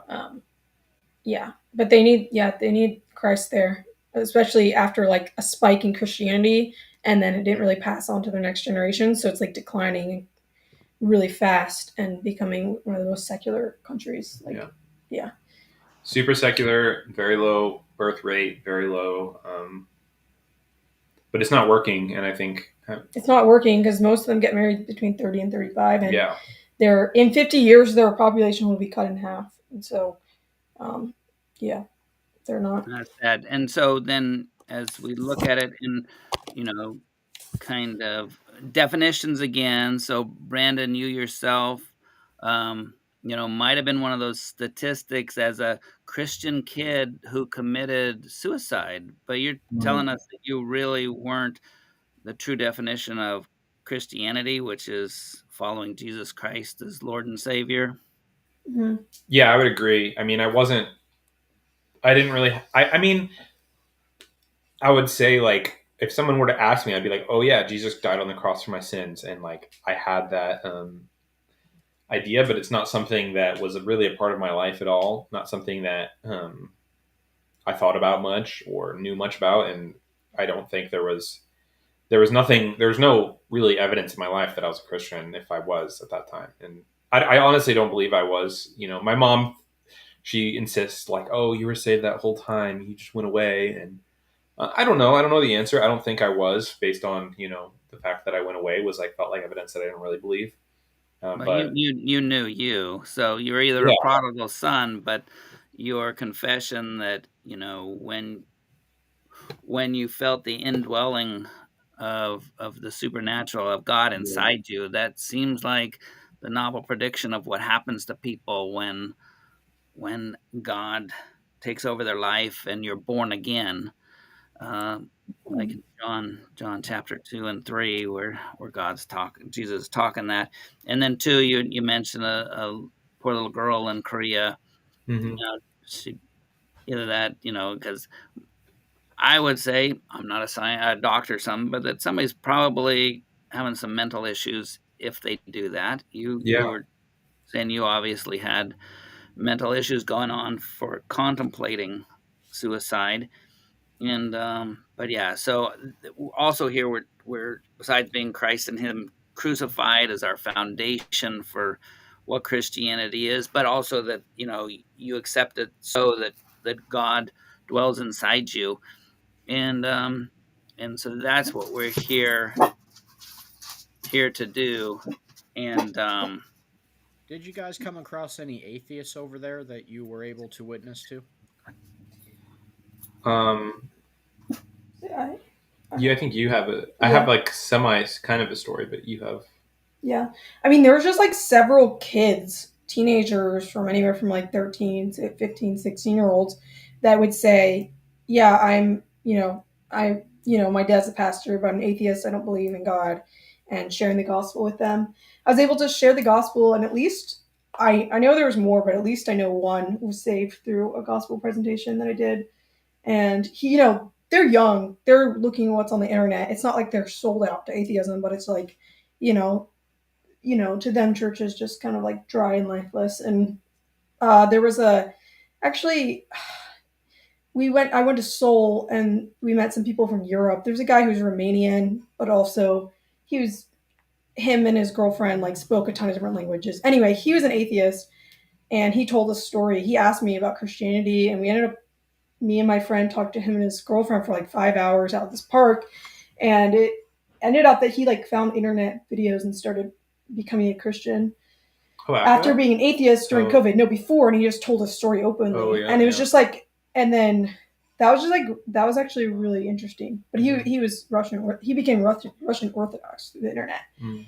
Anyway, but I felt like a lot of Koreans that I talked to said, young Koreans, that a lot of them ended up saying they were atheists. Well, but I think it's, like a lot of Koreans, they're not like, I've never met a, like capital A atheist Christian. Yeah. It's more of just I don't really have any religion, so they just identify as. Yeah. It's I not mean, like the they're wording- in apologetics. They just, Yeah. I don't believe there's a God. There's no afterlife. Yeah. It's normal to believe that. Yeah. I think it has a different connotation. They have a word Yeah. for it, but it's like a different connotation, I feel like. Mm-hmm. Right. Here. Yeah. Yeah. Yeah. It's not the same. Yeah, I think it's also kind of ties into just not believing in like because there's a lot of like the shamanism stuff, because the word in Korean is like means like no spirits, like, or no gods, like lowercase g, like belief, literally, I guess. So, but I would say that the cool story about, Hyun kind of identified as an atheist. We had a good friend, and actually somebody to pray for right now because he's having really bad mental health issues. And he's actually, he might be even institutionalized, sadly. And, but hopefully that will be good for him. But he was somebody who didn't believe, openly, like talked about how in the past, he was considered himself an atheist, even read the God Delusion in Korean, like Richard Dawkins' God Delusion is translated to Korean, which is a terrible fact. But, but he was actually it's actually a really, I mean, it's a long story, but long story short, he actually had he was a student at our school, and he actually had like a whole suicide note written, ready to commit suicide. And then just by God's grace, there was an opening for us. I just offered to just talk to him because he looked sad. I was like, you can talk to me if you need to. And then he broke down and admitted that he was suicidal. And that was like, I was able to kind of, share the gospel with him more in depth. And he was actually a pastor's kid too. And so that was something where that was just an example of how I think it seemed like his whole life, he never had anybody to kind of open up about issues with, talk deeply about his own disbelief, and it not be just like shut down. And somebody that he could just, he could be honest about his mental state without feeling ashamed. And because having mental issues in Korea, it's kind of like, in America, it's almost like young people see it as like in a weird way, almost like cool, like they can kind of flaunt it around. Like, and he had I have bipolar disorder. Look at me. Like, whereas in Korea, you're bringing, because of their kind of Buddhist and kind of generational sins. That's kind of like an idea. It's like, if you have a mental disorder, you almost like deserve it. Like the caste system, not exactly, but it's the same as India, but similar. They have a similar kind of culture. So it's so shameful if you're suicidal. It's so shameful if you have mental issues. And so it's never talked about. Yeah, it's very rarely talked about, and very rarely this guy already had the note written out. He had planned on taking his life. Yeah, he had a note, and there's a bridge close to the apartment we were staying at, because I stayed in the uh, same apartment as some of the guy students, and there's a bridge right next to it, and he was planning to jump off. I don't know if he had like the exact time frame of like if it was the next day or something like that, but I actually never asked him specifically like when he was planning to do it, but I think he just had a pre-written note, so like he was just ready to do it, and and it was sadly, I think that's why I said actually if there's somebody to pray for, it's him right now, because he's kind of after being. I think it's part of like being a Christian. Not everyone has this experience, but I think a lot of people do when they have like a big conversion experience. It can kind of be really positive, and then you kind of end up having to, part of the sanctification is like certain things can stick around, and so I think for him, suicide really and suicidal ideation recently, we were best friends, after your wedding. I was like his discipler, he was in my wedding, and ever since we left Korea. You guys got married in Korea? In America. He actually flew. He had a girlfriend in America. He had an American girlfriend, so that was kind of like he wanted to visit her and come to our wedding, and so he was already planning on coming to the wedding before that. Yeah, but yeah, he's. I mean, you've been best friends for the whole time you were in Korea. Yeah, and shared the gospel with him, and he was saved, and his like whole like. You were his like older brother friend the whole time. Yeah. And now he's really struggling. And so I think being outside, like being kind of, and then some other people too that he's just really close with. I think he kind of felt like he could be close to foreigners. He could be more vulnerable. And I think right now he doesn't have a good friend group or a good Christian community. And it's really hard for him to reach out, and so, he definitely needs prayer right now, and he's getting an evaluation, I think, a mental evaluation, because he found out he had a disorder and stuff like that. Anyway, I shouldn't overshare about him, but just somebody who needs prayer right now. Mm-hmm. So, anyway. Well, that would be a possibility to have him join our family here. You can... Yeah, see, I've already joined. You're my part of my family anyway, so because that would, we welcome all kindred spirits here that are going through trouble, since we all are. Troubles and tribulations, and but we got to get to that point, encourage each other that no, it's God's plan. It's God's plan to help us out, not to have it, but to shape us and mold us. And he doesn't, and that's such a great testimony for people, is he does not force you. He does not force us. We still have our free will. And especially if he had mental issues or mental disease, God necessarily is not going to take that away right away. I mean, you're saved to heaven, but if you come to the Lord and, you only got, your one foot's cut off, you're still going to keep that's such a medical issue. So, not that he can't heal it straight out, but a lot of times God will use that to be able to, you having the problem with, feeling suicidal. I'm sure you can relate to him so much better than if you hadn't. And not that it was nice for you to go through at the time, but, you can be a better friend to him because of your experience. Mm-hmm. And what's his name again? Hyun. Hyun? Like Hyun. Hyun. Well, we will do that. And we're an hour and a half already that you've hogged my whole program. Yeah, sorry.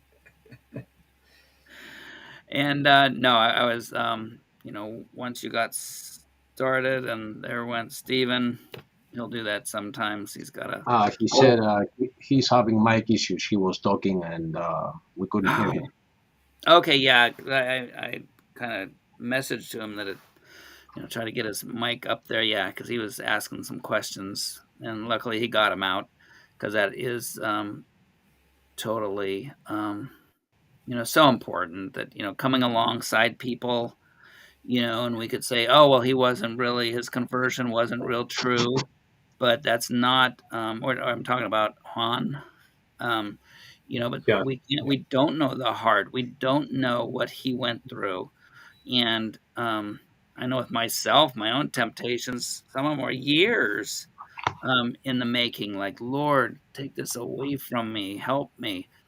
And a lot of times, of course, it was like, Lord, take away this thing, and then not really, not yet. Um, and but it takes years for the sanctification, like you said, which was awesome. So, anything else in parting, Mr. Achilles? You have any Um, questions? no, I actually lost. I had to go feed my dogs, and I lost a big part of the testimony. But I'm gonna go back and watch it after the show ends. But I do want to note that I did hear how Brendan was not sure whether he was saved. He just knew the moment where he started becoming faithful, and that is the experience that we should be describing as being saved. And it begins by faith alone, not by works. When that clicks in your heart and you start believing, you start changing. I had the exact same experience, brother. I didn't know when it was. I knew the moment that I believed in it. I believed in Jesus. And then it was a process of a complete transformation. So there are people that say, if you repeat that Jesus Christ that died for my sins, you're done. You're just saved. It doesn't work that way because we don't even know our own hearts. You might say it with your mouth, but you don't admit it in your heart. Once you admit it in your heart, then you will confess it with your mouth, one way or the other. So I loved hearing that. I hope some people that are even uh, they believe in the gospel, but they believe in some stuff about it that we don't think are scriptural. They think they're saved because they accepted Jesus Christ in their hearts at 7 years old. And they call us mean if we say you are not actually saved. Well, no, and I know people that have had, God has entered them at young age. Ours mainly is that, when you're a baby and somebody else does the work, and It's hard. It's hard, Dan, because you're not over the age of accountability yet. You don't even understand. You don't know your sinful nature that you wanna escape from. So it's pretty hard to get saved at 5 and 7. I don't yeah, know. I don't discount it that there are people who the Holy Spirit convicted of those sins. 'Cause I don't think age of accountability is 13 and a half or 12 and whatever. But the ones Depends I for know, each even depends for each person. I was a yeah. little slow. I think my mine was like before my 30s. Yeah, yeah, but, and to us and the ones that we would question is somebody like myself who was, my parents did a work of baptism in a church, when I was a baby. So, I, you know, I'll agree to disagree if you think I had salvation, No, I um, don't think you had it then. and not you and me, but I'm saying Right. other Yeah. people Yeah. that would say, "Oh yes, you were God's child because your had some guy, you know, throw Right. water on you." Right. And again, I may be wrong. I just in my testimony on that, is that I I was like, well, I wasn't as old as you, but in my 20s when I had the evidence that I became a Christian when God came and dwelled inside me. So, Amen. I think next time it'll be your turn for testimony. My turn? No, Miss Kimmy. Okay. Okay. I've had mine, but it's more than a year. Mhm. But yeah, ladies first. Okay. No, and that's where, again, that in itself, Christianity, is predicted 2,000 years ago what would happen with a person who's a true Christian, who's a true follower of Jesus Christ, becomes a true adopted son of God Almighty. And with that, we would say that, it's pretty simple to see it. We have the prediction. We have it in millions or billions of lives, people over the centuries who didn't even know each other. And again, like I said, I like to roll the dice. Not a good lawyer thing, because you're not supposed to ask questions that you don't know the answer to. And I did not know Brendan's testimony. Again, you weren't then one of my exact high school guys. You were, I think, in the other group, because I'd ask every kid, still do today. It's like, yeah, do you really believe in that Jesus thing? Because I'm not judgmental about it. I know it's not coming to Hessel Church in Sebastopol that's going to make you a Christian. It's not because your family was, or your parents, or your grandparents. It's going to be you and God. And I know the fulfillment, the filling of that void inside of you when Jesus and God dwells inside you. So, we have a guest, Claude. We're going to stick today to Brandon and lovely wife. But let me get you on the stage there. We have one of our atheist friends at the scene. And hello, Claude. How you doing? Hello. There we go, I'm Claude. not bad after our big fight yesterday. Oh, that was fun. Come on now. We had a big fight. That was fun. Wasn't it fun for you? It drove me crazy. I nearly jumped off a building. Yeah. Well, just on the way down, know that I God's nearly real. jumped off a building. I was so frustrated. Well, know that God is, and there's eternal purpose. Well, I didn't quite do it. I thought, no. Good. I'm glad you didn't, because another day to have the Holy Spirit to. Well, I thought if I did, there'd nobody to annoy you anymore. That's the thing. It's like people are like, Dan, you ban everybody. I only banned one guy, and he was a Christian, and he just annoyed me that day. And you'll know, Claude, I've never banned you, and I always welcome, because I've told, I think even I told Brendan earlier today that I actually invite. I want to hear the other side, because Claude, and I want to compliment you on that, is because you do watch. You're a watchdog on me.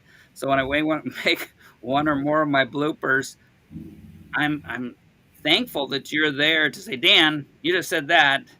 The Hoover Dam is bigger. Wait a minute, opposite. The Beaver Dam, because we stupidly watched. Yeah, don't start that one. Yeah, so yeah, we're doing, Brandon. I did one on the beavers. Awesome. There's like a what was it? I'm not even gonna say it, because Claude's here. He'll remember. Up in Canada, there's a beaver dam that they found from satellite pictures. Oh, wow. They didn't even know it was up there. And I go, what the heck? And it was this huge. And then we looked up in Google, and the Google said that it was bigger than the Hoover Dam. No, it was longer. Thank you, Claude. Claude, kept on. It's like, well, that's what Google. And see, that's, again, though, where we can be easily brainwashed. I saw Google say it was bigger, and so I'm trying to do the math, because I'm doing more of the design part of it. I wasn't on the side of figuring out how big it, mathematically, of the size. I was just into the design part and the structure of a dam. So even that, I was brainwashed for a bit, going, no, Google said it was bigger. And then I'm trying the measurements, and luckily Claude, he was just dealing with the measurements, and it was like, no, no, no, no, no, because I didn't really know how big Hoover Dam is. That's huge. That's a huge dam. So, thank you for that, Claude. Do you have any questions? Because Claude is in Singapore. Just Oh, nice. I have a good friend who lives in Singapore. just remember. All right, whereabouts in the center or somewhere? Or In Singapore, I don't know in the where. center. His dad was in the American military in Singapore. I think I don't know if it's still there, but there was a small military presence, I guess. I don't know if you knew about that, but he Yeah. I don't know exactly where he was, but he was in this. Yeah, I knew him in this when he was living in Korea, but yeah. Anyway, you were going to say something. Sorry. Someone has been eaten by a dog. Someone has been eaten by a dog. I can hear a dog eating A someone. dog, yeah. There was a dog going off. Well, I was joking right. with him, Claude. I was joking with him that was going to be the Korean treat they were going to give us at our next potluck. But he said he hasn't. Oh my eaten goodness! dog. Do you know if it's illegal? Yeah, to but eat it's sort dog of now in true. Korea? Oh yeah, now it's illegal to eat dog now in Korea. They just Oh, changed the law. sure it is. No, I mean, so what about Really? Oh. Singapore? Is dog on the menu? Yeah. No, no. Maybe in parts of China still, but not everywhere. And in a way, it's just a cultural thing. We don't want to eat dog, but remember in India, what is it? Some of them, they don't want to eat cows, but we eat cows. So it's just a cultural thing. Yeah. Did you see that temple? There's a temple in India to the rats.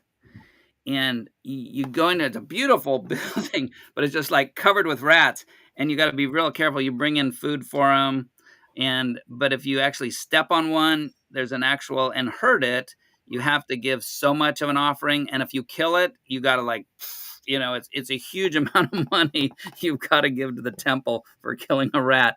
I just trapped one today. I won't say that to my poor Indian friends. Well, in Mumbai, which used to be called Bombay, they have the Towers of Silence. Have you heard of them? Towers of Silence. And Towers, religious I haven't, Claude. I haven't heard of a Tower of Silence. Yeah, so I should have known that. The Parsis, which is a religious group, they don't bury their bodies and they don't cremate their dead either. So guess what they do? They put them up the top of the Towers of Silence, and the what do you call those birds? The vultures come along. Vultures. That's what they do. Yeah, that's intense. It's quite scary, but I guess for them it's quite normal. Hopefully they're dead. It was funny. Yes. Just that you say that in YouTube. Don't trust. I believe them though. One of the cultures in South America, they would put their dead relatives up on the cliffs. They'd get them up there, and so they'd set them there. They'd encase them in mud or something, and so you'd have your relative up high on a cliff. And even today, they said the grave robbers can't even get to them. Not that I don't know why you don't want to go mess with somebody's dead relative, but yeah, and it's interesting cultures. Yeah. Well, in America, you can go see bodies in some funeral homes drive-through. Apparently, yeah, drive-through. With COVID, that probably was a big thing. Yeah, I don't have much time today. I can't, but it's only my mother-in-law. Oh, well, I'll just whip through and have a quick glance, throw her a flower or two, and forget about it. Now, can I ask, are you Australian living in Singapore? No, French originally. But funnily enough, I've lived in Australia and New Zealand for a while. Yeah. Okay. Got you. I just picked up. I heard sound like a little Aussie accent, but I wasn't sure. It's only early in the morning. Well, I fluctuate a bit. My mother was actually English, so okay. Different words. When I say dag, that's probably the most French bit. Or if I say fan, someone's on the fan. whereas an Aussie will say something like the fine Bruce. Yeah, yeah. Bruce, who's a guy on these guys' shows, he sounds, well, he's American, but he's got a very Australian name, Bruce. Yeah. Oh, I've always really? wanted to visit Australia. I really want to. I really want to go to Tasmania and try to find the Tasmanian tiger. Yeah, it doesn't exist anymore. You may as well go to the Congo on one of Kent Haven's expeditions to find Mokele and Bembe. I thought that was that Amazon? No, Brandon. Congo, I don't yeah. think he knows of Kent Hovind. So Who, me? yeah. I know Kent Hovind. Oh my God, I'm his arch nemesis. Oh, really? Yeah. Oh, he's one of them. He's one of them. Yeah. I got no time for him. But look, if you want to go to look for the Tasmanian devil, as I say, you're better off going to the Congo and look for Mokele and Bembe, because you won't find them either. Or I tell you what, bit of fun, go to Scotland to the, what's that lake? Loch Ness. Loch Ness. Find the monster there, yes. Yeah. You think there's a better chance of Nessie than the Tasmanian tiger being alive? About the same. About the same? Well, actually, even less, because Nessie never existed in the first place. At least I'm like, okay, like, yeah. I don't know. That's a fair comparison. Well, yeah. So Claude knows, because he's the one. I think he's got the pelt of a Tasmanian devil on his wall. So I think he took the last one. I think what happened was, Scotsmen they like to drink whiskey. Yeah. And I think they're up one night, and they thought they saw this big monster. In fact, it was one of the local Scottish women. They're built quite strong. They're like tree trunks, their legs, quite covered in leaves. And they just saw a couple of Scottish women out there on the lake, probably swimming, and thought, oh my God, it's a monster. But that's, I think, how it would have started. Yeah. I don't know about Mokele and Bembe. Maybe it was one of those Amazon women. Well, except they'd have to swim across an ocean to get from one continent to the other. You said they were. That was Africa. See, I thought you said Congo is Africa. Yeah, Amazon is South America. Right, it's down there. I thought see, I'm easy to twist. I thought I was thinking Africa, and then I thought you said South America. So I was like, Claude knows it all. So I just.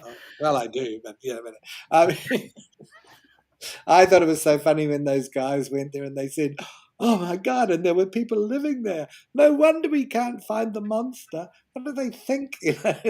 And they've got huts everywhere. Well, yes, there's quite a big population in the Congo. Yes, because unbeknownst to you, Brendan, there was an expedition that went to the Congo last year, and Kent Haven mentioned it, and then he interviewed the guys when they came back. Did he interview them? Yeah, he just only for 5 minutes. They said, and of course they didn't find anything. And now Claude is the biggest fan, because he always accuses me of being a fan of Kent Hovind. I didn't even know I didn't even know those guys came back. But that's okay. I'll keep your secret. I think he's in love with Kent Hovind, but I'll keep. Well, I'm possibly lining up to be the fifth wife. Except I'm not the right sex, of course, and I don't back that way. So, yes, now that my wife number 4 has disappeared, there's an opening. I was trying to suggest that Dan went down there to run the what is it called, the Dinosaur Adventureland. Landscaping. And I'm still looking up the old tapes, because I'm sure there's something commented. You said you'd donate to my cause, not just advertise donating to my cause. I sent it to Sandra, and she took off with the money. Hold on, let me just... Hey, Robin! I can hear you. Can you hear me, Robin? Robin had difficulty last week. I can hear you, Robin. You want to try it again, Robin? Yeah, that's what I was telling you, Brandon. Laptop's better.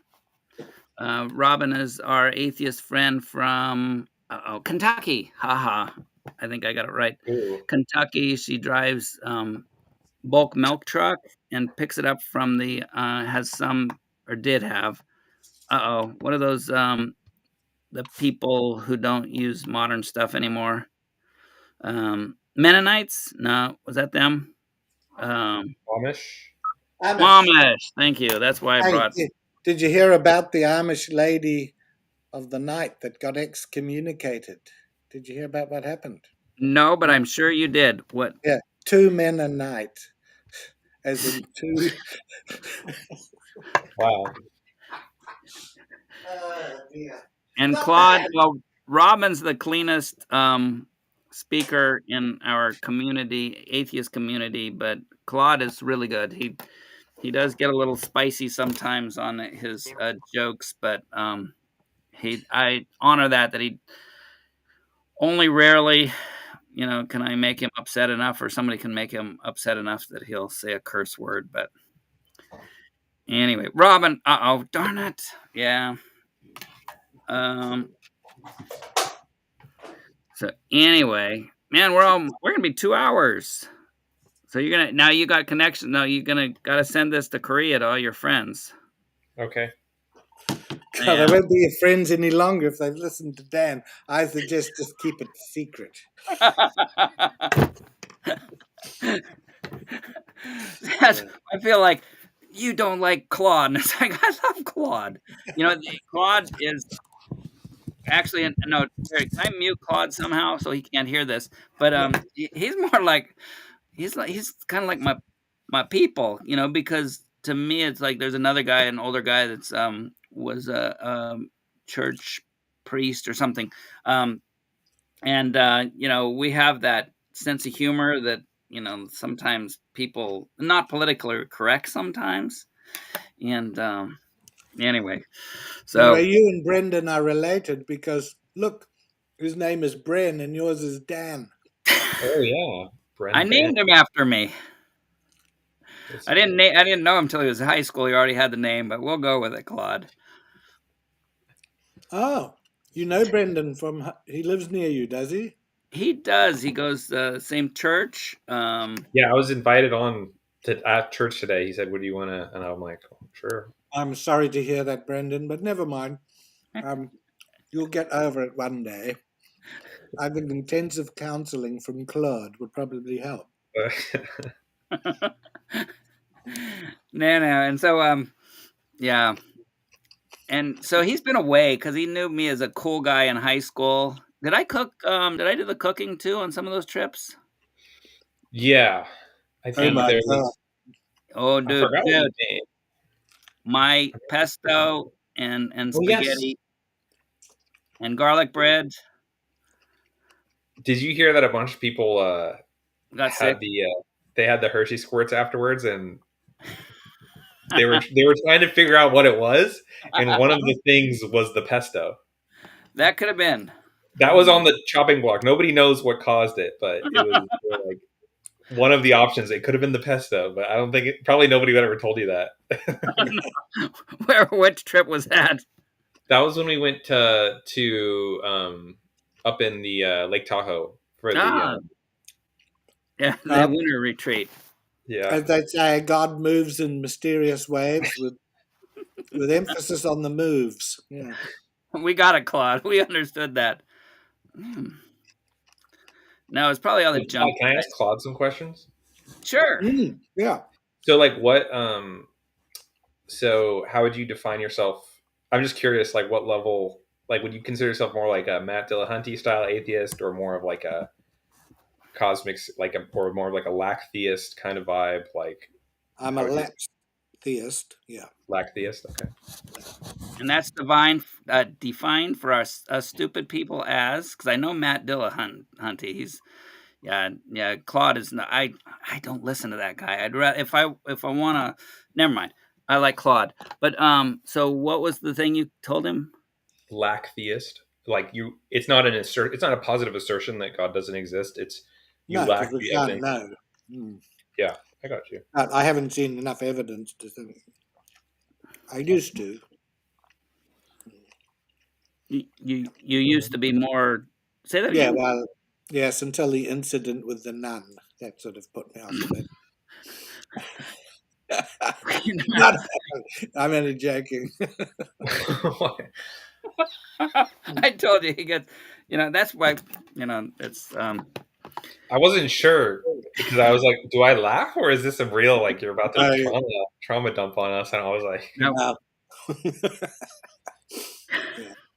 So you made Claude's day. We both did because we both laughed at it. No. Anyway, so it's say that again. A lactose atheist.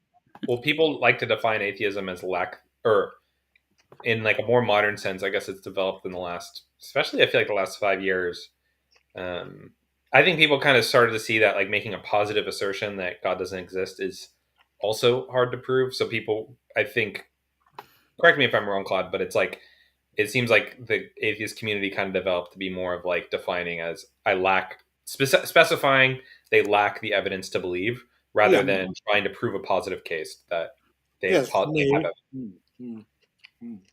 I mean, there are some that are more strident than others, maybe. Yeah. Well, I know there's still some. I feel like that's kind of become. There's kind of feels like there's just like old order atheism of like. I feel like it's more like the Matt Dillahunty types. They're making a positive case. It's more of the still kind of at the roots of like more Richard Dawkins-y vibes or Hitchens vibes. But I mean, yeah.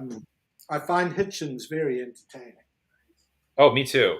I actually really, he's an excellent speaker, and he really his rhetoric is very impressive, no doubt. And he had that British accent, the French and British accent. We get conned by those people because it sounds so cool. Yeah. They get extra points. Just people listen to him. Have you heard of a televangelist in America called Todd Friel? Yeah, I've heard of Todd Friel. Well, Todd has a thing with Richard Dawkins. No, sorry, Christopher Hitchens. Yeah. And that's called What If. It's a game that Friel plays. It's called What If. You can look it up and listen to it on YouTube. It's so good because Hitchens won't play along with it. He won't do what Todd wants him to, clearly wants him to do because he's quite smart. And it's very funny. Hitchens eventually tells him to do whatever in the end. It was very... So what was the you said an evangelist? Well, yeah, Todd Friel. He's sort of like an online evangelist, I suppose. He's not one of the big ones, but yeah. Yeah. So freely, like FREEL. FRIEL. FRI. Yeah, he's kind of more. Todd Friel is more. He's in LA area, Southern California, and he's kind of involved with the like MacArthur kind of circle of theological. Is he like a Ray Comfort? A what? Ray Comfort. I wouldn't say he's the same as a Ray Comfort. I think they would associate with each other though. Mm-hmm. Banana Man, they call Ray Comfort. Yeah. Remember? Yep. Yeah. I respected. Like Ray Comfort came out and he literally started calling himself Banana Man. I'm like, that's some humility right there because he was like, didn't have much choice. Yeah, he was banning people from his Facebook back in the day if you said the word Banana Man, and then he turned around, like, kind of admitted or like used it for a better like purpose. Yes, but so, Brendan, are you thinking of going to Dinosaur Adventure Land? Okay, not gonna lie. So me and my wife, we watched a video the other day of a vlogger who went there, and I'm weird. Like, obviously, I really don't agree with Ken Obind, and I think he's kind of like a low key. You probably know more than me about him because I just looked up your channel. I saw you had a bunch of stuff on him. He knows everything. He's like a low-key cult leader. Yeah, but I totally, I might ban Claude if he doesn't do more anti-videos on me, though. I'm getting really jealous. But, it was only like there was like a few weeks where I like had 1 out of 3 was me. So it was like getting somewhere if Claude pays so much attention to me. I think you want the Donald Trump effect. The more people talk bad about you, the more famous you get. Exactly. There's only Yeah. one thing worse than being talked about: not It's not. being talked about. Yeah. So you're not going to go to DAL, Brendan, or have you been? Okay, if I had the chance, I would love to. And because the vlogger, he was going as like he's against. He just was raised like with all of Kent Hovind's materials, and he went just as like a experiment. And Kent Hovind was actually there and gave him a tour. And I just think that'd be so funny to actually meet Kent Hovind and just like I wouldn't try to argue with him. I would just like probably just talk to him like Oh, yeah, let fair him enough. let him show me around. It's just such a funny. Claude, what is it? 1-855 big. No, wait a minute. You know it though. What's the phone number? You can actually talk to him. He will answer the phone. Wow. Claude, do you remember what it is? I don't think he'll answer it to me after what happened on his show the other day. Well, probably not. No, and Kent Hovind, he's KJV only too. He's I don't know, he's a little wacky. And I know I heard there's weird stuff with multiple wives and abuse, Yeah. and One at a time, but it's just like cult leader activity. It seems like Not like Claude though. Kent only had one at a time.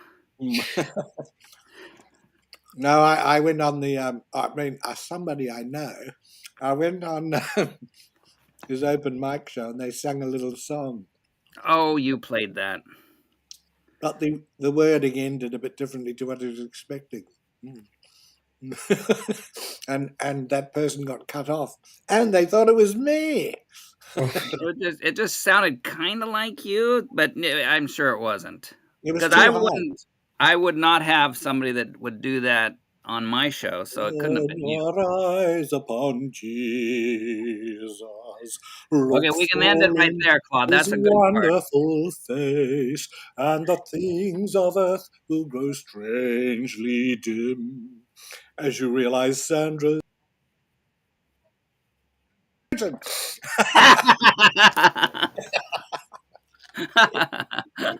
Well, at least Brandon and I got to hear it. That's all right. So wait, can I actually? So I've like not been online much, and I used to talk to like atheists way more. But something that I feel like a question that I would love. I'm not trying to like pry or like start an argument, but more so just That's an honest. my job. Yeah, I'll leave that to Dan to get it heated. But I would say like, what is for you like? From my experience in life, any reason for doing something, there's some underlying motivation and something, So what, like, to make these videos to, even though Kent Hovind, I fully agree he's deserving of ridicule, or of, I think anybody's deserving of it. But what motivates you to like make those videos and to continue to even show up on this live stream? Like, Good question. Okay. Well, first of all, I know many Christian people, and I don't have an issue, but I don't I feel he's not. Yeah, I feel he's not genuine. I think he wants your money, and I think he lives a pretty terrible life. I don't like it. I don't like the convictions for various things, and I believe he still lies about that too. So I'm just at loggerheads with him. And I probably would be too against some more prominent evangelists, like, what is it, Benny Hinn or whatever his name? Yeah. Yeah, he's horrible. So, and they're probably on different levels and different, but yeah. But whereas if it was someone like yourself, I can talk with you, and I see no reason to believe you're not genuine. So we're not fighting and don't have an issue. But so it's that. But you'll have people on here who will stick up for Kent too, and that's their prerogative, and they do. So yeah, I don't want to see people. I feel there's too many people being hurt through it. Okay, so it's coming from a place of. Yeah. One sec. Go ahead. Claude, my little pointer thing is right on remove you from the screen, and I'm just going to move it so I don't accidentally. And so if you removed, I'll put you right back on. But yeah, that's all right. Look at that. I was able to, such a soft touch. All right, good. And then I'll just say, because Proverb Guys, and like myself, I'll say myself, is that I totally support Kent Hovind on his preaching of the gospel and his defending of the Bible. and then that's where he's an But independent. this is why I've been speaking carefully, because I don't want to, and this show is fairly pro-Kent, and so I don't want to get booted. So I'm just being careful. I'm dancing around the edges, Oh, you're safe with me. So anyway, go ahead. You can. Because I don't want a Dan fan man ban. They call it the Dan ban because I banned one person. Dan I ban. think might have been two, but I think only one. But come on, Bruce is obnoxious sometimes. He's getting better, but you'll meet Bruce. He's a King James only and independent fundamental Baptist, and so I'm not a good enough. You love Steve Anderson? No, don't say that. Ooh, I got so upset because he'll come on and like, you got to do this. You're not a real ministry. You allow atheists on your show and panel. You're not a true Christian. And so I called him Steve Anderson. He got kind of upset at that. And I go, okay, apologize. You talk like Steven Anderson. You're not him. But no, Bruce. And then again, just through time, if you stick around, you'll hear Bruce very passionate about God, and Christianity and the gospel. But just go off on the tangent of King James only. That's to me more of just a divisive thing. Anyway, go ahead. Sorry. Whoop. Well, yeah, I was just asking Claude about. We can agree on that. Yeah, we can. So you would say the main motivation is you see people being deceived by Kent Hovind, and then that's what I think. But I don't want to get you offside on this show, so you probably shouldn't be saying too much about that, because then they will have a difference of opinion, and I don't want to, Well, I'm more so trying to just define your belief, like what the motivation is. Yeah. Yeah. Sorry, I just coughed.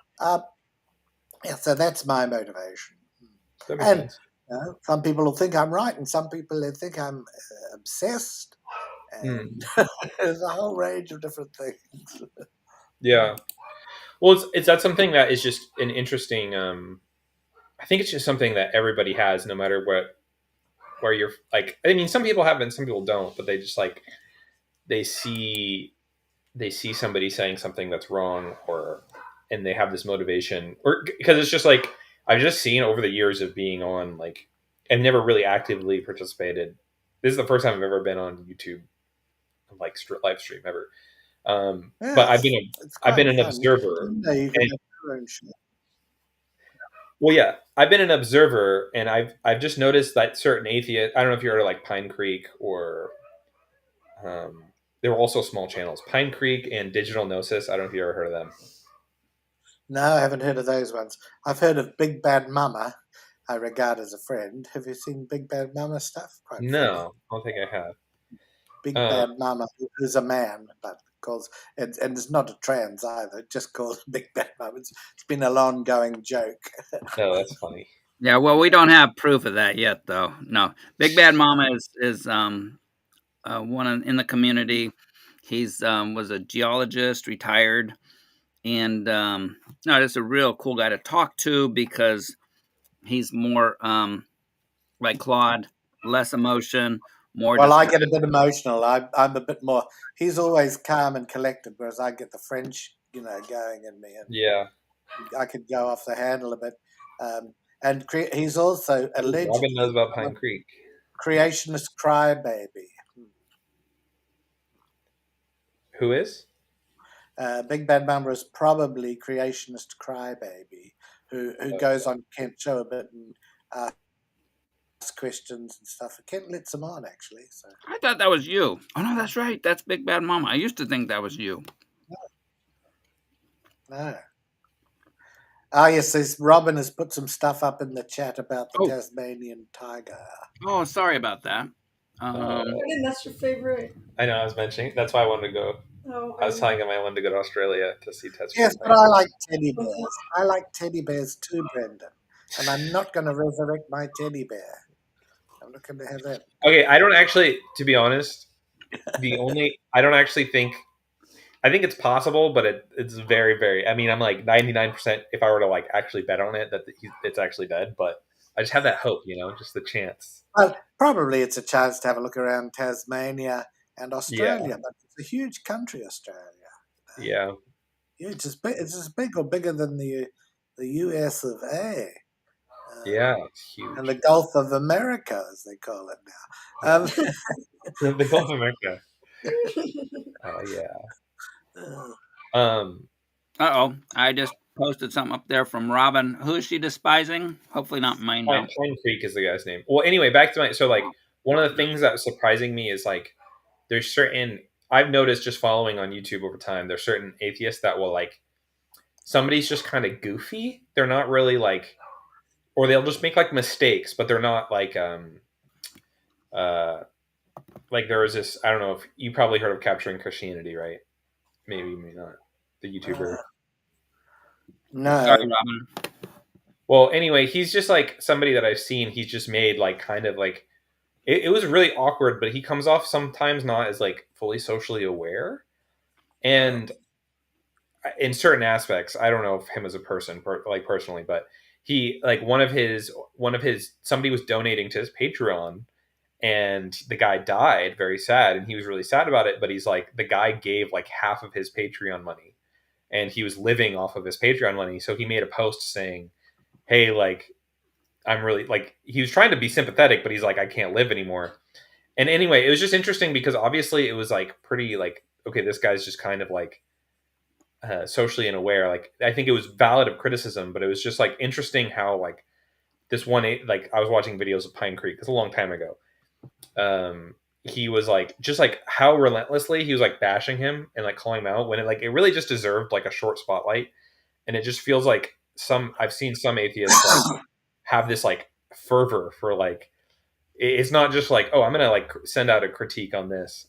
I guess it's just people in general. It could be not necessarily just atheists, but it's the thing is that's surprising to me is where does the motivation come from if somebody's not I guess if they're not really harming anybody, it's not Kent Hovind where there's a molestation or abuse situation. It's just somebody doing not very good apologetics or doing things that are socially awkward or not I don't know. Does that make sense? Sorry, maybe I'm rambling a bit. But... No, no, no. And I'm a bit like that. There's some harmless people, and I don't. And there's, to be quite honest, these sort of shows attract some people who could be described as nut jobs. I think that's the English word. And there's only two sane people here. There's you and me, and maybe Dan, possibly three.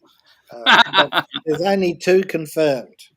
And I probably have my doubts about everybody except me, and that's just the way it is. So you do get all sorts of craziness on here, and some of it's entertaining as well, and some of it you feel as though you shouldn't be laughing at because it's No, and then Claude, now he was afraid he's babbling or whatever he said. Compared to your good friend here, doesn't he? Does he sound like he's babbling? Who's babbling? I babble a bit. No, Brendan said he was afraid he might have been babbling. Oh, right. Well, on the scale of babbling from 1 to 100, where you're 99.9, Brendan was about 50. That's acceptable. What's an unacceptable babbling amount? 100. 100. Claude, I got my finger on the band. I better be careful. Yes, 100 is bad. So he's only got 0.1 of a whatever to go. He's very close. Very close to being too far. Babbler. That's funny. Of course, I've been very cruel, and I've put up clips of his talking to the Filipinos, stuff like that. Yeah, I was going to your channel. I'm that's kind of a brutal title. That's a little harsh there. Oh, I missed that one. Yeah. That was one of the mild ones.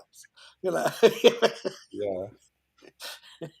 Now, we've had our fun back and forth. And that's why I like Claude, too, is because a lot of the people, if I say something and they get all offended, Claude just does a video back at me. So, that's what I was talking about, the old time sparring with each other. And, for one thing, you get to know what somebody's really like. And because if you say something to somebody and they're like, "Oh, Dad's so mean to me," it's like, okay, I'm getting close to something that's real in that person's life. Claude, though, he's like, I keep throwing the jabs, and he just like, which is pretty well okay. And then he throws jabs at me, and I whether he knows it or not, since it doesn't affect me, then it's really not hitting the mark. And so that's why I got to keep up with Claude. I got to find that soft spot in there that has some, has something to it. But I've found this Dan's soft spot, and then I've twisted it too. So he's. You thought so. Robin says in the chat, Claude is hard on Dan. That's right. Yeah. Well, you got to be. Yeah, my dad passed away, so somebody's got to be hard on me. How long ago was that? 2013. A while ago now. 10, 11, Yeah. 12 years. What's that? Nearly 12 years, depending on the time of the year. Yeah, it was. Yeah, coming up July 13th, I believe. Has he spoken to you since? Have you done all that? Are you into all that stuff? No. I am not. I think that once somebody, crosses the other side, they kind of stay there. And you won't, I mean, seriously, I think if there is communications, which I've heard people talking to them, it's supernatural, not some human. I don't think there are. So yeah, you don't, and yeah. And I don't think he's up there looking down on you. Put it that way. But no, he's sitting there on my sister's shelf in ash form. If they really gave her the right ashes, sometimes I think they just they have a box already done and just let that blow away. But anyway, it doesn't matter in that person's gone one way or the other.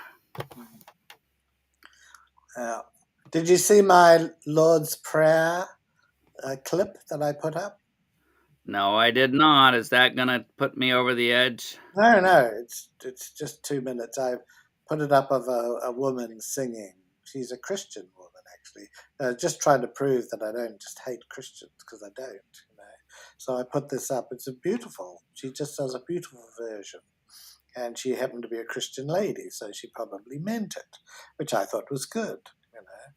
No, and that's why even Claude, where I respect you, because as much as we spar, as much as we whatever, I've never, like some of the people that you can tell, like they're,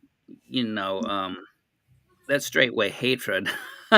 and I've always just thought of you as somebody that I can spar with, that's adult enough, that's mature enough, that'll just, move from the punch and throw your own back. And I have fun with that.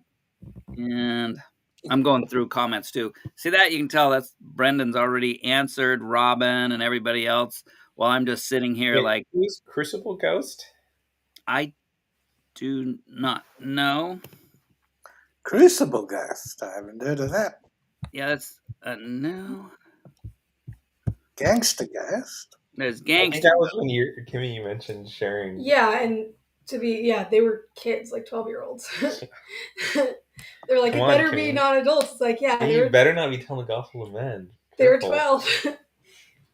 Oh, I see someone called Brendan in the chat. He hasn't got a wrench. Better give him a wrench. I don't know how to do that. I will get right on that. I'll go ban anybody that slightly annoys me. Oh, I see Crucible Ghost in the private chat. How does that happen? Oh, well, what? No, that's, you can if you're on here, if you hit the comments, those are actually the YouTube comments, and there's another one down below that says private chat. Oh, I see. I don't really understand how that all works. Right. I'm as useless at tech as Kent. you and me, Claude. That's why I would always have so much fun, because I took over the presidentship for a spiritual level, and people are like, well, you don't know what's going on the channel. It's like, I'm not a tech guy. I mean, I guess I would be responsible if somebody did something stupid, but I have no. I mean, I can start a show now. I can end it. I can see that. Man, we've been going. The Brandon show has been 2 hours and 21 minutes almost. Been awesome. But yeah, I know how to. And I always say ban, and that's my mixing up words. I don't even know how to ban somebody. I can boot you. I can time you out, but that's about it. And so yeah, I don't know who that ghosty person, Crucible ghost. Were they being decent? Well, is Oh that yes, yeah, it was an interesting comment. I was just like, a bit provocative. yeah. Oh, which Sounds one like a Bruce to me. was it? Oh, it could be Bruce. Was Oh, it meant because you shouldn't be teaching the gospel unless it is women and children? So someone is saying, Crucible Ghost is saying that you can't teach the gospel unless you're teaching women and children. Is that right? Yeah, they're talking about me. Because Yeah. she was sharing earlier. I was sharing earlier how I had shared with children like gospel in my English classes and stuff. And yeah, they're normally children. I mean, all the time, That's kids. what I say. You gotta be What's careful. wrong if it's men? You know, I mean, that's so sexist nowadays. Yeah, I was gonna say I will share the gospel with anyone who I'm called to share the gospel with, but that circumstance was Yeah. kids for the most part. But I'm not going to not share the gospel with men just because Well, it's especially a taboo or good-looking something. one, That's so silly. Because yeah, I'll good-looking share with anyone. Frenchman like the Claude. Yeah. Yeah. Yeah, Also, that's so nitpicky. The point is the gospel. it is kind of like it is. That is Well, kind quite of often they do sussy get talking. into Kind of nitpicking. severe sussy. But are you a couple? You two? Are you a couple? Yeah, Yeah. yeah, we're married. Oh, Yeah. very nice. Yeah, 1.5 months. yeah. Because I wasn't going to approve if you weren't married. I was going to have a word to Kent Hovind about it, and he would not be happy. No, please don't tell him. Yeah. And Dan would not be happy either. He's very moral. I'm very what? Moral. Yeah. Yes. Oh no, you can. I don't know if you were in any of my groups, but it was always like, and I just talked to a guy today. Oh, he saw you, didn't go say hi. Oh gosh, Jeremy Cramone's brother. Oh, Jeremy's brother, Andrew. Andrew, thank you. I don't know why I could never remember his name. One of those ones that doesn't stick. How's he But anyway, doing? yeah, We've been talking a long time. he was just telling me he's doing good. He broke up with his girlfriend. I said, I told you you shouldn't have had her to begin with. It's like, if you're gonna play house, you might as well be a house, not just play it. And so it was really cute because his little sister was there, who's now bigger. Yeah, she's tall as me now, so she's probably well through high school. But it's like, see, you have a sister to know how kooky girls are. You don't need to have a girlfriend in high school to figure out how kooky they are. And same thing with the girls. It's like, if you want, just go volunteer at a zoo, feed the monkeys. If you want to know what a guy's about. Oh, That's you want to know what a guy's like? yeah. I don't know too many guys who throw handfuls of poop at me, and that's. I what was happens just if you gonna go to the say. zoo. I've met too many. No, I'm just kidding. See, and that's where I like Claude. He talks. We're in the probably the same generation-ish that, you didn't have to say the full graphic word. Poop is just as. I think that's funnier. Anyway, but who am I? There So was no. where you discussed early on in the Proverbs Guys days, they were discussing which words were acceptable and which weren't. And I think Yes. Dick was in, but something else was out. And it was so funny. I think you could say the D word, but there was other words you couldn't say. And I couldn't work out the difference between them. So I had a lot of fun with that. I put something. Yeah.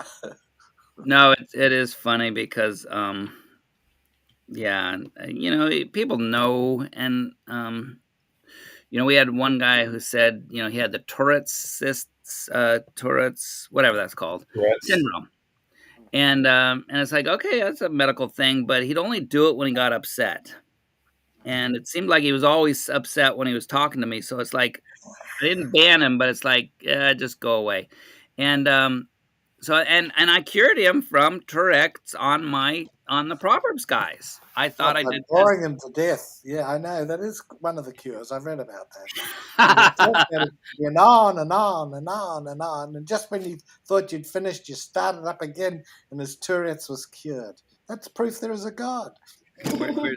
Where's that kickoff button?